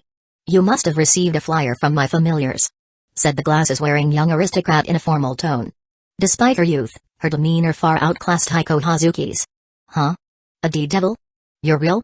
I thought it was just some scan marketing stunt. Aiko's eyes went wide. She covered her mouth in shock. Then a quick nod from Yaoi reassured her that what Suna said was true. After all, Aiko had heard of various urban legends at school, including ones about devils who could grant wishes. But most people treated them like the seven wonders of the campus, just fanciful rumors. I see. But looking at you all, you must have dealt with evil spirits before, right? Why believe in evil spirits yet not devils? Suna asked in exasperation. Perhaps because devils were mythological. People found it easier to accept evil spirits than devils. It was just a subconscious assumption, I guess. Anyway, Yaoi, what about Gishimojin? We defeated her, but right now she can't remove your curse. She'll need 5 years to recover her strength. Hearing this, Aiko Hazuki's face sank. Anyone stuck with an unsightly curse on her arm would be miserable. Still, she forced a smile. At least there was a solution, right? Even if it meant waiting 5 years. By the time, she'd have long since graduated from college.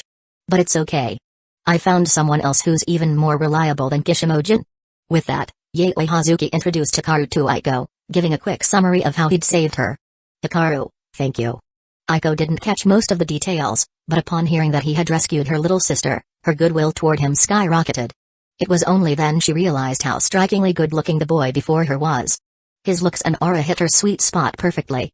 Coupled with the hero angle, her heart was already starting to race with special feelings. Let me see the curse first, Hikaru said, eyeing the young woman before him. It seemed that the original male protagonist from Dark Gathering was nowhere in sight, probably due to the merged setting causing some characters to vanish. No matter, that was a small detail. Hearing him, Aiko hesitated.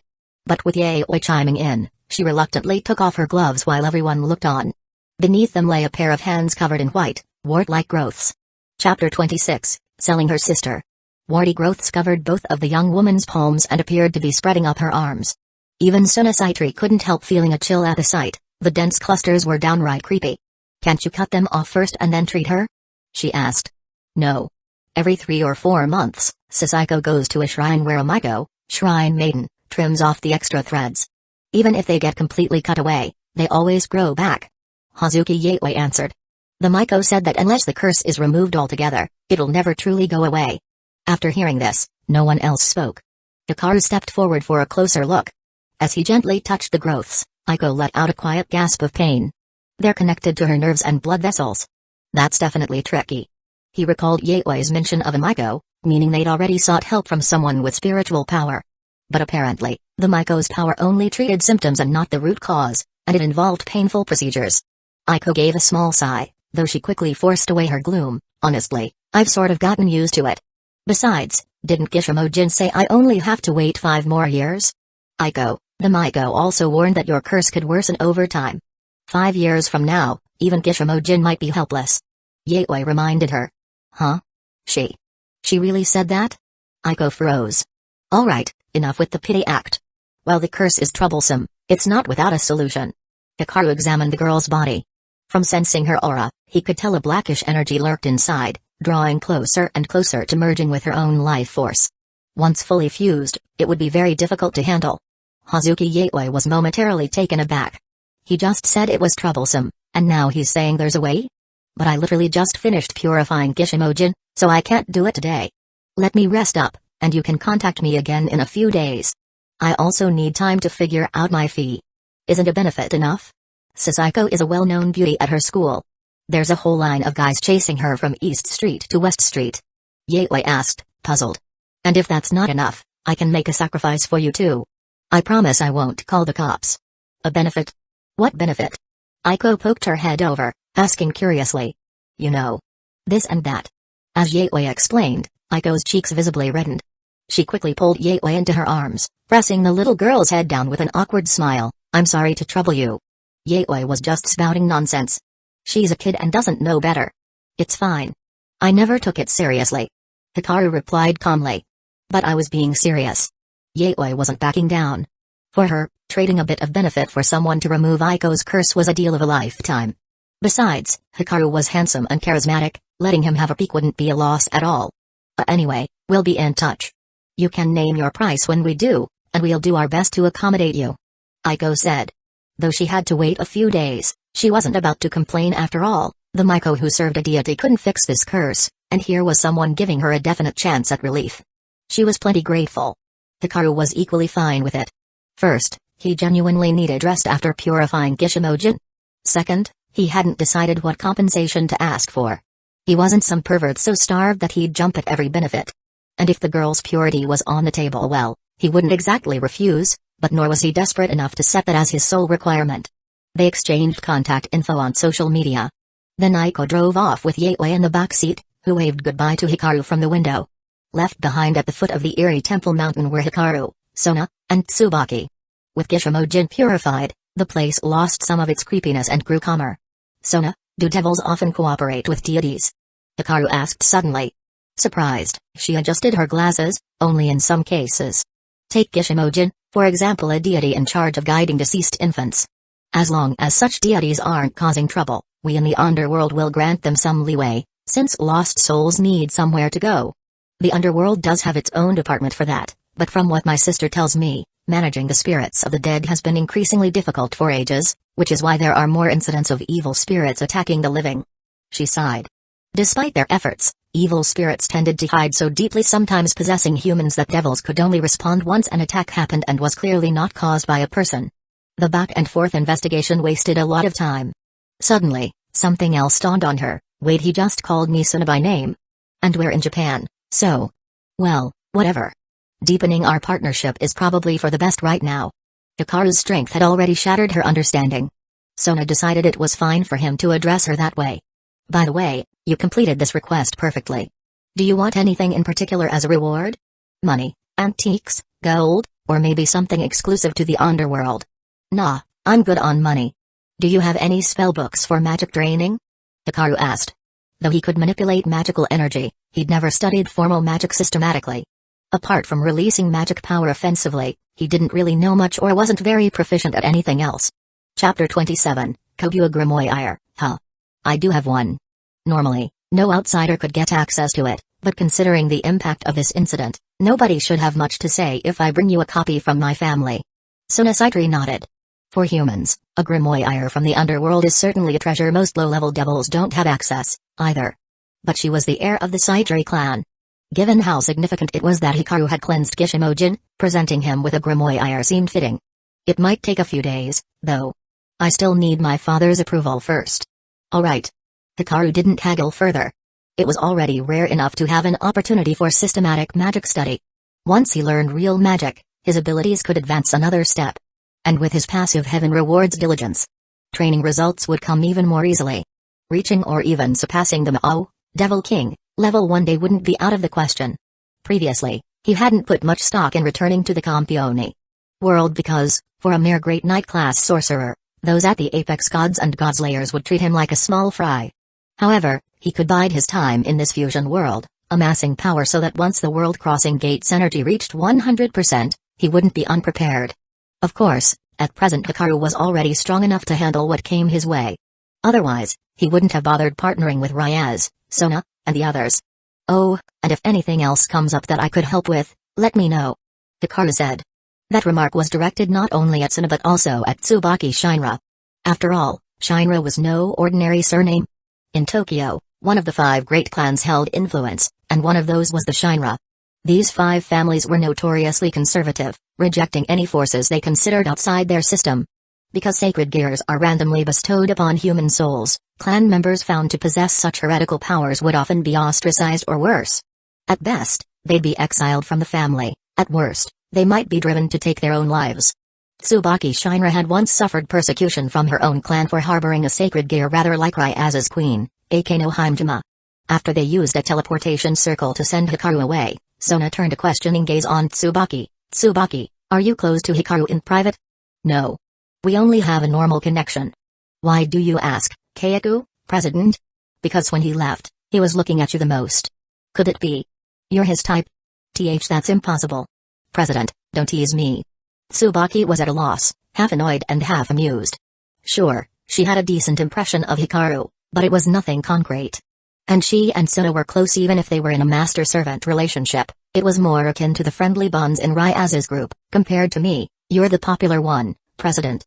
If he were truly interested, you'd be the obvious choice. Hikaru is indeed a very capable prospective husband, far better than any of the candidates my family proposed. Eh? President, don't tell me you really. Shocked, Tsubaki covered her mouth. She'd only been speaking casually, could she have guessed right? Unfortunately, I'm not interested in dating or marriage right now, at least until my dream is fulfilled. I'm not thinking about marriage at all. So adjusted her glasses, her eyes unwavering. True, your aspiration is a tough one. Still, we'll always have your back. Tsubaki said wistfully. 3 days after Kishimoujin was purified, an unremarkable taxi drove along the road at the foot of the mountain. Only after it had traveled some 10 kilometers away from the temple did the passengers start talking. Seems we arrived too late. Didn't expect Kishimoujin here to have already been purified. The speaker was a young blonde man in a suit and hat, wearing a smile with eyes half closed. Without letting the mummy's arm absorb that miasma, Lord Kabu's resurrection will be delayed again. So the devil faction was the one who purified Kishimoujin? A gothic Lolita girl in black and white, also with blonde hair and purple lipstick, asked from the front passenger seat. Maybe. After all, the underworld has plenty of secrets we don't know. An older man in monk's robes, bald except for a few scattered hairs, sat next to the suited fellow. He nodded and said, by the way, I heard on the interweb that recently there's been an exorcist hunter who uses ruthless tactics, killing all stray devils, ghouls, or evil spirits without mercy. The blonde man in the suit added, yes, apparently in another devil-controlled territory, 2 pretty strong ghouls were taken out and it seems to be that same exorcist hunter. Huh? You think maybe he's the one who purified Kishimoujin? The gothic Lolita asked in surprise. If that's so, we'd better keep an eye on him. Chapter 28, The Moonless Dawn Embryo. But the gothic Lolita girl's guess was rejected by the monk in the robes. Purifying Kishimoujin isn't something an ordinary exorcist can accomplish. Besides, when we passed by that Buddhist temple, I sensed a fleeting trace of life flame. Though faint, it strongly hinted at senjutsu. And more importantly, that area is under tight watch by the Saitri family. An exorcist is unlikely to use senjutsu and even less likely to come and go from that temple as he pleases. Most likely, the underworld discovered a way to handle the situation. After all, the city's lord is the heir of the Saitri household, and also Leviathan Sama's younger sister. The older generation hadn't managed to solve the problem, so nobody would expect Emir Jr. to handle it alone. The elderly monk surmised that the higher-ups of the underworld must have found a solution. Hearing this, the man and woman in the car agreed affairs involving deities and devils wouldn't fall to some random exorcist. What a pity. Now that Kishimoujin is purified, we can't let Lord Kabu devour her power for growth. They referred to Lord Kabu, also called the Moonless Dawn Embryo. It was a being crafted by upper-tier evil spirits through ritual sacrifices of human lives. Their goal, to create a monster capable of overturning the current biosphere. If it matured fully, they estimated, it could rival underworld Na'au or even main deities from various mythologies. In time, they would build a paradise ruled by evil spirits, just like the other mythic factions that hold most of the world's resources. But just as a living creature requires time to develop from a fertilized egg, so too did Kabu exist only as an embryo. Feeding it demanded a steady supply of energy. Originally, Kishimoujin and her tens of thousands of infant spirits would have been the perfect meal. Now, clearly, they'd lost any chance to exploit that place. We'll stick to our original plan, then, old man. Conveniently, one of our minions who took over a school's head cook poisoned quite a few students and teachers in the cafeteria. Let's send Lord Kabu to consume the freshly deceased souls. After all, if we don't gather them, they'll just vanish on their own. Let's do that. The elder nodded. At that point, the gothic Lolita girl continued, what about the exorcist, then? If things go on like this, he may find us. And I'm very interested in him. Keep monitoring him. If we get a lead, we'll send someone in. If the chance arises, best to take his body for our own, make him one of us. We do need to expand our ranks, after all. Meanwhile, ever since that night, Hikaru's routine was simple, attend class by day, return home to train by evening. In his downtime, he also studied the banner Kishimoujin had gifted him. A sacred gear. Its capabilities weren't bad. Once activated, it deployed a formation that could trap or kill, covering an area roughly the size of a school field. And that was just its basic function. Another ability let it absorb souls, growing more powerful over time, very much like the legendary Myriad Soul Banner. Sacred gears really do come in all shapes and sizes. Shame it's not a Longinus, just an ordinary type. Hikaru sighed softly. If it were a Longinus, perhaps it could even suck in the souls of gods. Then he could just fling out a few godly remnants in battle instead of going in person. But he wasn't too bothered, this flag was just a bonus. Whether he had it or not made little difference to him. He pressed on with his daily practice, especially regarding immortal chi and senjutsu. Light power and devil magic didn't strengthen the body much, but immortal chi did. The stronger his chi, the more robust his physique became, and the firmer his foundation, letting him better wield a state's full potential. A high-performance car is wasted on a poor driver, after all. At school, though, he couldn't train senjutsu. Instead, he was content flipping through extracurricular novels during class. He'd already mastered the curriculum, so there was no point in reviewing boring textbooks. But at that moment, the previously noisy classroom went quiet. Glancing up, he saw a striking figure approaching Tsubaki Shinra, the black-haired beauty wearing the Kwa Academy girl's uniform. Noting her arrival, Hikaru had a good guess as to why she come. Chapter 29, Grimoire Tsubaki Shinra. Although she wasn't the most dazzling beauty in Kwa Academy, where gorgeous girls abounded, her looks and talents still garnered a considerable following within the school. The moment she appeared in the classroom, many students instinctively focused their attention on her. And upon seeing her head straight for Hikaru's desk, both boys and girls alike held their breath. "Hikaru, could you come with me for a moment?" "Sure." He nodded slightly, having already gleaned her intent from her eyes. Business about the Grimoire was not something to discuss openly in front of everyone. "How's Suna doing lately?" He closed his extracurricular novel and stood up. Tsubaki turned and walked out of the classroom. "Thanks to you, the president is doing quite well." She offered a faint smile, which immediately made a number of male classmates discreetly pound their chests in frustration. Because typically, neither the vice president nor the student council president displayed any warmth toward other students, and yet here she was, smiling at Hikaru. What did that imply? It meant their relationship was definitely not ordinary. Once the two left, chatter in the classroom and hallway erupted to an even higher pitch. "Did you see that? Hikaru even called the president by her first name. Does that mean they're already?" "No way, right? They don't usually hang out or anything." "That's where you're wrong.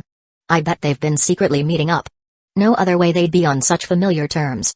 And wasn't Princess Ryaz also interested in him not long ago? She's been pretty close to him for a while. But now the student council president steps in? Is this some big love rivalry?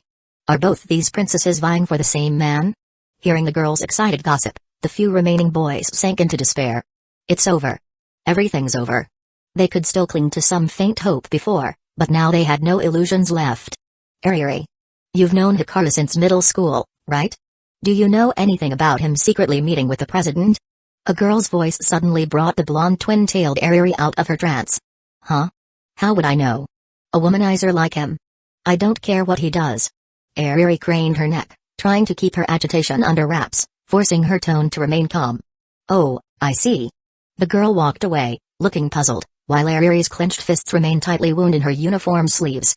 Ever since entering high school, Hikaru had been surrounded by more and more girls, and she'd barely been able to speak to him. Could it be there's no way for me to get closer to Hikaru except by taking the initiative? Meanwhile, Hikaru and Tsubaki Shinra arrived at the student council office. Since it was lunchtime, no one else was around. In that spacious room, besides Hikaru and the black-haired vice president, only Suna Saitri sat at a desk, busy with paperwork. Sunlight poured in through the windows, illuminating Suna's ebony hair with a glossy brilliance. That inky black hair accentuated her fair skin, and her sharp yet delicate features looked especially striking as she worked. Noticing the door open, Suna glanced up. With just that simple motion, she exuded a captivating air. No wonder even some girls admired her deeply. But Hikaru was unmoved. "So, Tsubaki said the item I asked for has arrived?" Tsubaki gave a little start when he used her real name, but managed to maintain her composure. "Yes. My family was overjoyed to hear Kishimojin's affair had been resolved. Not only did it boost my record as a territory manager, but it also assures the general public they can depend on us more. My sister fully agreed to me giving you a grimoire." Suna smiled sweetly. It was obvious Hikaru had inadvertently solved a major headache for her, thereby increasing her leverage in her family and in the underworld. Granted, it was still early days, But at least she was heading in a promising direction. Having said that, Sona handed Hikaru a book bound in black leather. This is our general spell book. Every member of the Saitri family studies it from childhood. Apart from common, universal magic, it includes some of the Saitri clan's specialized water magic as well.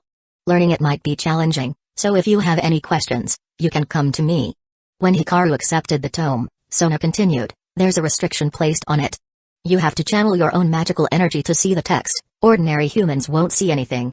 You're giving me Saitri magic? Isn't it an issue to share externally? Hikaru asked. It's fine. Though I'm acting on my own, this magic isn't anything top secret. Consider it a small token of my appreciation for you, Hikaru. Sona lightly pushed up her glasses and smiled. Chapter 30, Ogiri. Hikaru accepted Sona's gift without pretense. He understood her motives. This was a gesture of goodwill in return, and he'd remember it. One day, he would repay the favor. Ogiri base. The squad of ghouls they'd sent out had been wiped out, and even the spears of light from the fallen angels didn't help. This was big news. They couldn't just brush it off after hearing a minimal report. For a while now, they'd been conducting investigations in secret. To avoid alerting the enemy, some of them disguised themselves as harmless civilians, wandering around the antique cafe where it all happened. Through a combination of threats and bribes, they managed to gather some surveillance footage. The time and location of the incident were quite specific, so it wasn't hard to find a relevant video. Though a bit fuzzy, it at least pointed them in a direction. Piecing the clues together, Tatara and other senior members of Ogiri placed the blame on those devils, or at least someone connected to them. As for an exorcist? A real exorcist wouldn't appear in this city. The stray exorcists around here were in cahoots with them, not enemies. Tatara-sama, it must be the devils trying to trace everything back to us. Doesn't matter. We're just about to launch that plan, anyway. Tatara said noncommittally.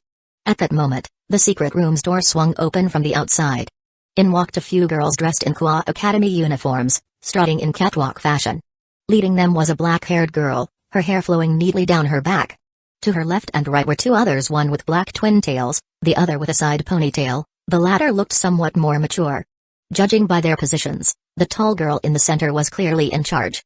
They entered chatting merrily, unbothered by the room full of bloodthirsty ghouls. Rainer, it's so amusing how you toyed with that guy. Maybe I should do the same? Don't even think about it. We've been lurking here all this time and have found only one sacred gear user who hasn't been discovered by those devils yet. Not so easy to find more. After speaking, Rainer turned to face the ghouls. Even though they were collaborating, she couldn't hide her disdain and loathing for these red-eyed, man-eating monsters. In her eyes, they were little better than beasts. If her fallen angel superior hadn't been short on manpower, she wouldn't have bothered recruiting these creatures. Rainer-sama. The ghouls bowed their heads when she paused. I have a task for you. 3 nights from now, make yourselves busy. That's all. She was ready to leave, but Tatara stopped her. Rainer-sama, that might lure in the devils. That's exactly the point. Your job is to draw the devils' attention. But no buts. Unless you intend to defy us? If you jeopardize the plan, Kokobi-eel-sama won't forgive you, and you won't even be standing here to argue. With that, Rainer and the other 2 fallen angels departed. Even after they left, the ghouls couldn't shake off their fear. Kokobi-eel was a figure of biblical legend, known to have once battled the greatest god of the Bible in ancient times. How could lesser beings ever hope to oppose someone like that? Though Tatara felt displeased with Rainer's condescending attitude, they couldn't deny her confidence was infectious. For a powerful fallen angel, whoever wiped out their comrades was just another weed to be uprooted. As for stirring up chaos in 3 nights, the ghouls knew exactly how to do that. Go where people gathered at night, kill a few humans, so panic a sure way to draw the devils out. Returning home, Hikaru immersed himself in studying the grimoire. After channeling magic into it, demonic text appeared on the pages. Since Sona Saitri had evidently anticipated he might not understand it, every symbol came with handwritten annotations, a clear sign this was Sona's personal copy. Scanning it from beginning to end, it was just as Sona said, beyond the basic, universal magic things like telepathy, short-range teleportation, sealing, flight, magic blasts, and magic shields. There were also some water element spells unique to the Saitri family. After one pass, he started from the basics. Thanks to his existing foundation and innate talent, his progress soared. In a mere 2 hours, he'd mastered all the universal spells. He had also quickly reached a comfortable grasp of the water-based magic. Lifting a hand, Hikaru let invisible magic surge outward, affecting the water in his cup. Under his mental control, it morphed into various animal shapes before finally forming an arrow shape and whistling through the air, piercing a good 3 meters into the ground. Chapter 31, Chaos? Not bad. Its power is already comparable to a standard magic blast. The most basic way of using magic is to release magical energy like a shell or projectile. But the Citri family's water-based magic lets one manipulate water, imbuing it with magic until it's no weaker than a typical magic blast, and because water can take any shape, you can freely mold it into all sorts of forms. Controlling water. No wonder the Citri clan is among the top pure-blood devils and even produced a Mil-O. Hikaru mused. Achieving this level of mastery in such a short period was probably beyond even Suna's expectations. Estate, watch what I can do for you. Feeling affectionate, Hikaru finished his training and approached Estate, who was watching anime. He demonstrated his newly acquired water manipulation magic, shaping the water into Estate's favorite cartoon characters, then into various foods. Though they only had the shape, Hikaru's skill in the arts was very high. Aside from color mismatches, the forms were remarkably lifelike. When he converted the water to a jelly-like consistency, Estate even tried taking a bite, but of course it tasted like plain water. Haha, there's real jelly in the fridge. Go have some of that. Hikaru teased, ruffling Estate's hair as she padded off to the refrigerator. While Estate was nibbling on jelly, Hikaru received a message on his phone. The sender was Konko, accompanied by a sticker of a crying cat. At once, he knew why. She must have just finished watching the Edgerunners anime. With so many shows nowadays ending on a bright note, Edgerunners blindsides viewers with a painful twist in the final episode. It certainly leaves people reeling. Konko would likely be moping for at least a week. 3 days slipped by quietly. In that time, aside from a quick hello from Yaoi, nothing unusual happened. Hikaru focused on honing his various abilities, successfully pushing his immortal chi to a new threshold. In the high school DxD setting, each mythical faction measures power differently, and there's only sparse information on senjutsu. Because he couldn't train in truly advanced senjutsu, Hikaru simply boosted his life flame. As a result, his body and mind advanced to the next level. Immortal chi not only strengthens the body and nourishes the spirit, but also unleashes a person's latent potential, much like in martial arts films. Essentially, Hikaru converted latent power into actual strength. His skin, muscles, bones, organs, blood, and brain all underwent a transformation. His 5 senses were so keen that even hushed conversation outside his soundproof apartment reached his ears. The result was so dramatic that even he found it staggering. Clearly, he'd underestimated immortal chi. The only downside was that he hadn't gained any powerful, large-scale attack spells. But that didn't matter too much. He mentally gauged his current state, imagining a fight against the heads of major magic associations in the Campione world. Aside from not having quite as much combat experience, he wouldn't be outclassed. Put differently, he had ascended to the Campione setting's mortal pinnacle, the Holy Knight rank, at only 16 years old. Even in Campione, that was unique. Still, Hikaru felt no prideful conceit. With his abilities, it was only natural. Nighttime. They were nearly out of groceries, so Hikaru took Estate to the largest supermarket in Kuwa Town. Despite his newfound power, his day-to-day nutritional needs had soared, so they filled the cart with pricey ingredients. Money wasn't an issue, and on top of that, Sona's generous payment for the recent job could cover 50 years of an ordinary family's expenses. He also tossed in plenty of snacks Estate liked. Just as they were heading toward the exit, a sudden uproar broke out nearby. Instead of leaving, the crowd came stampeding back into the store. Help! Somebody help! Murder! There's a murderer! Panic and screams filled the air. A faint smell of blood drifted on the breeze. Those chasing the fleeing shoppers were ghouls displaying their kagn. Chapter 32, Diversion. The ghouls who revealed their kagn launched into a slaughter among the crowd, utterly without restraint. In just a few seconds, several people met a gruesome end. The sight of blood and severed limbs only intensified the panic, and the entire mall descended into chaos. Bathing in blood, the ghouls licked it greedily from their hands, tasting the warm metallic tang. The commotion they were causing further incited their frenzy, adrenaline surging. Confronted with the screams of the humans, the gloom they once felt under constant pressure lifted. Their minds filled with the sense that humans are trash food. Humans were meant to be our prey. The ghouls rallied themselves. Whatever the fallen angels had ordered them to do, at least for now, they were having a good time. But then they ran into someone in their way. What the hell are you scumbags doing? Standing before them, kagn unfurled and eyes glowing red, was a high school girl in a Kuwa Academy uniform. Tuka Kirishima. Witnessing this horrifying scene, she was furious. Not only were these criminals the same species as her, but now, with this brazen attack, they'd make life even harder for those ghouls who wanted to coexist peacefully. After all, devils could have them all driven out, or worse, with just a word. Hey, you're one of us, aren't you? Come join in. Can't you hear how sweet their screams are? Seeing Tuka block the way, they extended a warm invitation. She replied by unleashing her kegn, smashing one of them into a wall. Who'd join you? Right now, she wished she could kill them all. You dare attack me? The ghoul she'd struck clambered back up, quickly healing his injuries. All that peaceful CO existence talk is so damn annoying. Doesn't matter, before long, we'll have our own turf in this world.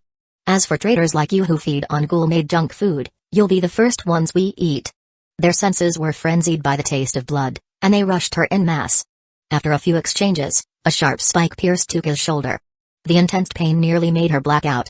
They were about to deliver a finishing blow when suddenly a sound tore through the air. Before any of them could react, watery spikes penetrated the ghouls' skulls. In the blink of an eye, their brains were destroyed, and they collapsed in a heap, their bodies and kegn, suddenly limp as jelly. Even on a weekend, you lot can't settle down? A calm voice drifted by. Tuka reflexively glanced behind her and saw someone standing there, Hikaru, who'd appeared without her noticing. Her pupils shrank. As soon as she recognized him, she quickly withdrew her kegn, her eyes reverting to normal. Hi, Hikaru. She was at a loss for words. She and the cafe ghouls tried to live as ordinarily as humans, rarely using their kegn. But now this classmate of hers had witnessed everything. You did fine. Now, go call an ambulance. Those people who got attacked aren't dead yet, and you need first aid for your wound, too. Having said that, Hikaru stepped past her toward the ghoul he'd intentionally left alive. Tuka looked at him in astonishment, never imagining that the always cool Hikaru would show concern for her. And she was a ghoul. Even if she didn't consume human flesh, she was still an outsider. Yet, when she recalled his gaze from moments ago, it felt as though it probed the softest part of her heart. She was snapped out of her reverie by the surviving ghoul's pain screams. Hastily, she pulled out her phone to call for emergency services, and did her best to help the injured. Meanwhile, Hikaru used water spikes to pin the last remaining ghoul's limbs and kegn to the floor, pressing his foot upon the ghoul's head. Spill it. What's going on? Under extreme pain, the ghoul's eyes cleared, and he quickly explained everything he knew. It was fuzzy information, but at least it pointed to the fallen angels pulling the strings. I see. A contemplative light flashed in Hikaru's eyes. He'd more or less guessed as much. This was just a diversion by the fallen angels. These ghouls were nothing but cannon fodder, dragged out to draw attention. The real target was probably Ryaz and her group. In all likelihood, they'd be heading here soon. He turned around to call out, Tuka, fill Ryaz in for me, okay? Hummy? Tuka, who was busy dressing someone's wounds, looked over her shoulder in shock, only to find that Hikaru had vanished without a trace. Late night in the mountains near Kwa town. A derelict church lay at the summit, its battered structure steeped in the weight of history. Cracks in the old stone walls were entwined with vines, as though lamenting forgotten days. Under cover of darkness, the place was eerily still. Yet deep in its basement, a special ritual was taking place. Rainer gazed at the unconscious Hayao bound to a cross, smiling faintly. Let's get started. Then she shot Totoro and his group a contemptuous look. All of you, out. Keep an eye on this place. Don't let anyone in until the ritual's done. Chapter 33, Totoro. According to Rainer's plan, Totoro and his group weren't supposed to be here in the first place. But they came anyway. She was annoyed by their insubordination still. With the ritual about to begin, she didn't explode in anger. She just ordered them to guard the perimeter. Even so, Totoro didn't leave right away. His gaze fell on the man bound to the cross. He opened his mouth to ask, is it actually possible to extract a sacred gear from someone's body? Of course. Why else would I waste all that time playing house with this guy? Rainer replied, clearly displeased. Now get out. Don't bother me until the ritual is finished. Understood, Rainer-sama. Totoro responded. Leading the other ghouls, he left. Under the moonlight outside, they exchanged glances. Totoro-sama, are we just gonna let this slide? Our brothers who caused that diversion will likely die. They can't beat the devils. That bitch is obviously using us as cannon fodder. A blonde ghoul spoke up, and the others agreed heatedly. They'd hoped that siding with the fallen angels would improve their circumstances, allowing them to corral humans for food. Instead, they found themselves being bossed around for menial, dangerous tasks every day. I know. Once the ritual's almost done, we head back down together. Totoro was no punching bag. Even if they were fallen angels, he wasn't going to endure this forever.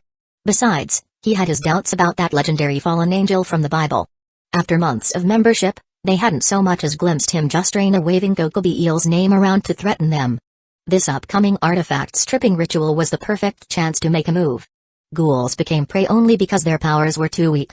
But if they got hold of a sacred gear, they might harness its strength to change their fate. Totoro's followers shared in his ambition, and their killing intent flared as they stood waiting. Meanwhile, underground, with all preparations in place, Rainer and her two companions began the ritual. A magic circle glowed brightly, and Sai-Hayao tied to the cross let out pained groans. The principle behind forcibly taking a sacred gear is straightforward: it's bound to the host's body, so removing it requires a technique that can interfere with one's biology. The drawback is that once the gear is ripped out, if the host doesn't receive proper care in time, their life force will be drained until they die. Rainer, of course, couldn't care less about a measly human survival. It wasn't long before a glowing green orb emerged from Sai-Hayao's body.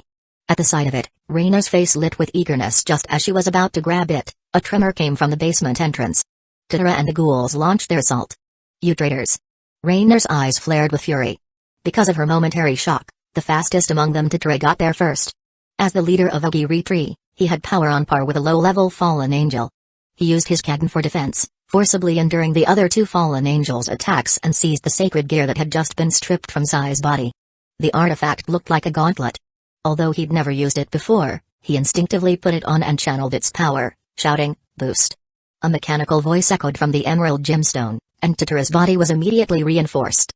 Moving at blinding speed, he charged forward. Caught off guard, Rainer was nearly sliced in half by his newly augmented strength. A wild melee broke out. When Hikaru arrived at the church, he found an odd scene. The fallen angels and the ghouls had turned on each other. Weren't they on the same side? A quick glance told him everything clearly. This was a case of internal betrayal. The three fallen angels were overwhelmed, wounded, and about to be overrun. They tried to break out, heading for the exit where Hikaru stood. They saw a stranger, but Rainer had no time to worry about him. Her only concern was escaping alive. Totoro, however, wouldn't let them leave. He had no intention of leaving survivors. High on the success of besting three fallen angels and brimming with confidence, he swung his massive Kagen, aiming to wipe out everyone at once, including Hikaru. But Hikaru was faster. He stepped forward directly. Die. Totoro's eyes glowed red. Having tasted fallen angel blood, every cell in his body was blazing with excitement, and the scent of Hikaru, a human, only fueled his beastly urge.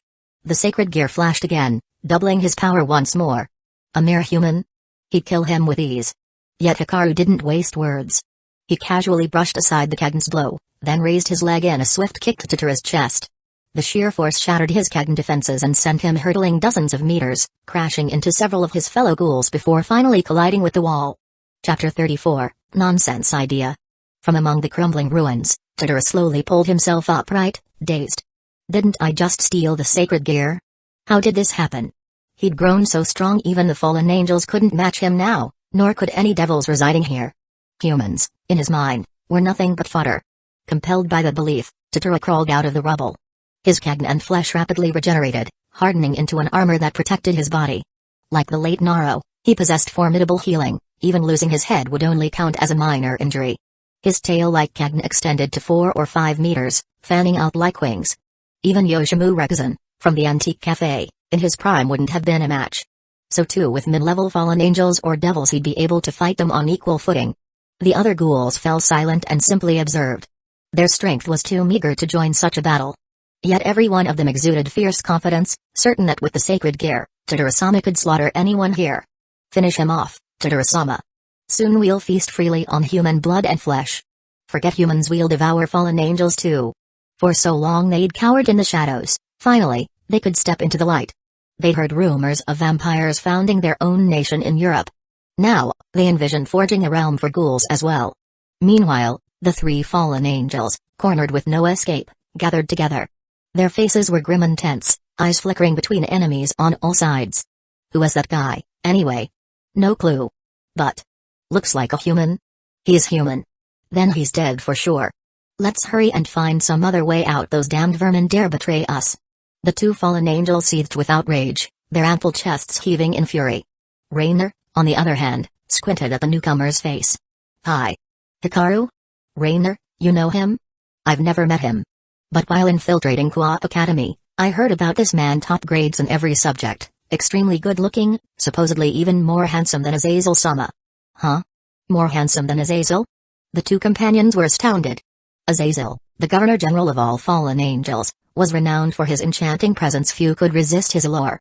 But once the torchlight from the basement fell upon the man's face, they couldn't help staring for a moment. He was Indeed rather striking. However, they snapped back to reality. This isn't a beauty contest, those ghouls won't spare him. On the other side, Totoro launched his attack at Hikaru. With his power doubled again, his body was fully encased in hardened kagn, a winged juggernaut in heavy armor barreling forward with unstoppable force. Hikaru, however, neither dodged nor stepped aside. As Totoro's charge came, he casually drew back his right fist, body bending slightly in preparation, then punched straight ahead. He wanted to see his current physical limit. Whoosh! The punch tore through the air with a piercing shriek. The next second, the blow landed against Totoro's body with a thunderous boom. Even with the sacred gear's boost, he shot backward like a cannonball, the armor plating of his kagn shattering like dust. Hikaru had held little back, so the blow punched right through Totoro's torso, destroying all his kiko and most of his organs. The cheering and cursing ceased at once. Silence descended. Everyone gaped at Hikaru in disbelief, including the 3 fallen angels who'd tried to escape. They swallowed hard. Is that really a human? How can a human be this strong? And from start to finish, Hikaru hadn't employed any special power, no spells, no magic. Pure physique and pure strength. He'd bested an SS plus level ghoul, one whose power was multiplied by a sacred gear, with a single punch. At S rank, a ghoul could fight a low-class fallen angel or devil in melee combat. At SS or SSS, they could easily overpower lower-class angels and devils, and even challenge mid-tier ones in close quarters. With a sacred gear's abilities, they might contend with a high-tier fallen angel or devil. Yet one punch had ended the straighter ghoul. If they didn't know Hikaru was human, they'd have suspected he was a high-level devil in disguise, one specialized in physical power. Ignoring the onlookers, Hikaru approached Totoro, who lay on the verge of death, barely clinging to life. He didn't even glance at the bronze tree leader. Instead, he crouched down and picked up the red gauntlet from the ground. Why? All we wanted was a world where ghouls could live as equals. Why stop us? Hikaru cocked his head, voice cold and flat. Your words make as much sense as your brain spouting nonsense with zero self-awareness. A world where ghouls live equally? If they'd acted like the staff at the cafe and kept their heads down, nobody would have bothered them. Hearing his retort, Totoro let out a final breath and died. After stowing away the gauntlet, Hikaru turned his attention to the remaining ghouls. Tall and handsome though he was, his aura at that moment resembled that of a malevolent deity. Wherever he looked, the ghouls trembled involuntarily. Brothers, let's take him down together. At that, they charged. But in a matter of seconds, dozens of ghouls lay dead, not one left alive. Blood soaked the floor, and the 3 fallen angels huddled in a corner, shivering. Yet Hikaru only gave them a cursory glance, then lost all interest. He could sense Ryaz's group approaching via their aura. Besides, there was another matter he needed to attend to. Chapter 35, Asia Argento Sai Hayauta hung on the crucifix, his life hanging by a thread, but surprisingly, he was still alive. Hikaru, seeing no reason to let him die, infused him with a bit of life energy to keep him from drawing his last breath. After all, he had already taken the Red Dragon Emperor's sacred gear from him. Whether they'd interact again in the future was another matter. Aside from Sai, Hikaru sensed yet another life sign. He pushed open a door half hidden beneath the debris, revealing a blonde girl fast asleep. Her golden hair fanned out around her, face still slightly childish, clearly of European descent. The carnage and noise outside didn't seem to disturb her, though from her tense expression, she likely wasn't sleeping well. Hikaru recognized who she was, Asia Argento, a former holy maiden of the Vatican's church, exiled for healing a devil. With nowhere to go, she ended up targeted by Rainer, who brought her to Kuat Town's church to strip her sacred gear. Hikaru only shook his head at the choice. At least in the original story, the woman had traveled all this way just to forcibly remove Asia's sacred gear here. It made twice the effort for half the result sound like an understatement. You've slept long enough. He spoke, and then, activating his senjutsu, dispelled the sleeping spell that held the girl captive. Asia stirred faintly, pressing a hand to her forehead, letting out a soft moan of pain. Sleeping for several days would leave anyone groggy. Where am I? She asked, blinking in confusion, taking in the unfamiliar surroundings. Only moments earlier, she recalled stepping off a train. Then a fallen angel found her and brought her to a church, and she remembered nothing after that. You've been asleep for 1,000,000 years. The world outside has long since ended. Hikaru's sudden statement startled her. She looked up and saw a man with a smooth, fair face, handsome yet stern, with the faintest hint of a smile on his lips. At the sight of him, Asia's fear of this strange place melted away. She stared blankly. Compared to an angel's face, his looked even more radiant. Even an angel lacked 3 parts of his handsomeness and 3 parts of his charm, she thought. But then, through the wide-open door, she caught a glimpse of the blood-soaked scene beyond. Aside from Kegn, Ghouls look perfectly human in appearance, thus, the massacre of shattered bodies and dismembered limbs was all too jarring. Asia retched reflexively, though her stomach was empty, so she only dry heaved. Satisfied that she at least had her wits, Hikaru didn't offer more help. Suddenly bang! The blocked entrance to the underground chamber was smashed open from outside. Konko, hoisting a massive chunk of rock, hammered away at the blockage. Her small frame belied impressive strength, an almost comical contrast. "What's going on here?" Ryaz Grimory's voice carried from just beyond the gap. She, Akeno Himejima, and Konko Tiju all caught the overwhelming stench of blood. They'd gone to check on the disturbance in the city center only to find that someone had already handled the rampaging ghouls. Worried something else might be up, Kiba remained behind to liaise with the authorities, while the three of them dashed to the church. Right after the ghouls had attacked, one of Ryaz's familiars posted nearby detected a surge of unusual energy here. Ryaz had long monitored the fallen angels who'd infiltrated Kwa, waiting for just such an opportunity to confront them. Fallen angels. Akeno Himejima noticed the three cowering in the corner. Instantly, the trio of devils braced themselves for a fight. Yet it was obvious these fallen angels had no will left to battle. They clung to each other in fear, their terrified gazes directed deeper into the chapel. Clearly, something there frightened them more than devils did, and considering the mangled ghoul remains strewn everywhere, it was obvious a fierce struggle had taken place already. "Yo!" A voice drew their attention. Emerging from the shadows was a man they all knew well. Upon seeing his face, Ryaz froze, wide-eyed. "Hi Hikaru? What are you doing here?" She'd already learned from Kiba that the ghouls behind the terror incident had been subdued by Hikaru, but he'd disappeared by the time Kiba arrived on the scene. Ryaz assumed he'd gone home. She never expected to find him here. "I guessed." Hikaru tapped a finger to his temple, face calm and unruffled. "These ghouls. Did you kill them all?" Ryaz glanced around, spotting a gooey mess on the wall with a smashed skull, apparently a watted bronze tree high up. "Tadara. And he lay here, dead?" Shock filled her expression, while Akeno and Konko inhaled sharply at the sight. From the state of the corpses, it was clear just how the fight had ended: pure, brutal domination. In such a cramped place, even they'd struggle against so many ghouls. Only Konko and Kiba were adept at melee combat. Both Ryaz and Akeno relied on ranged magic, which would be cumbersome in close quarters. "I never knew you were this strong," Ryaz murmured, tone somewhat resentful. Hikaru had once again broken her understanding. Every time she saw him, he blew away her preconceptions. Yet she knew this was no time to chat idly. "So, Hikaru, would you mind telling me what happened here?" Chapter 36, Red Dragon Emperor. "Didn't you say you wanted me to assist you?" Hikaru gave a faint smile. "Here's the result. If there's anything else you want to know, ask the fallen angels over there. I left them alive on purpose." "So? You did it because of our agreement?" Ryaz was surprised, and also a bit moved.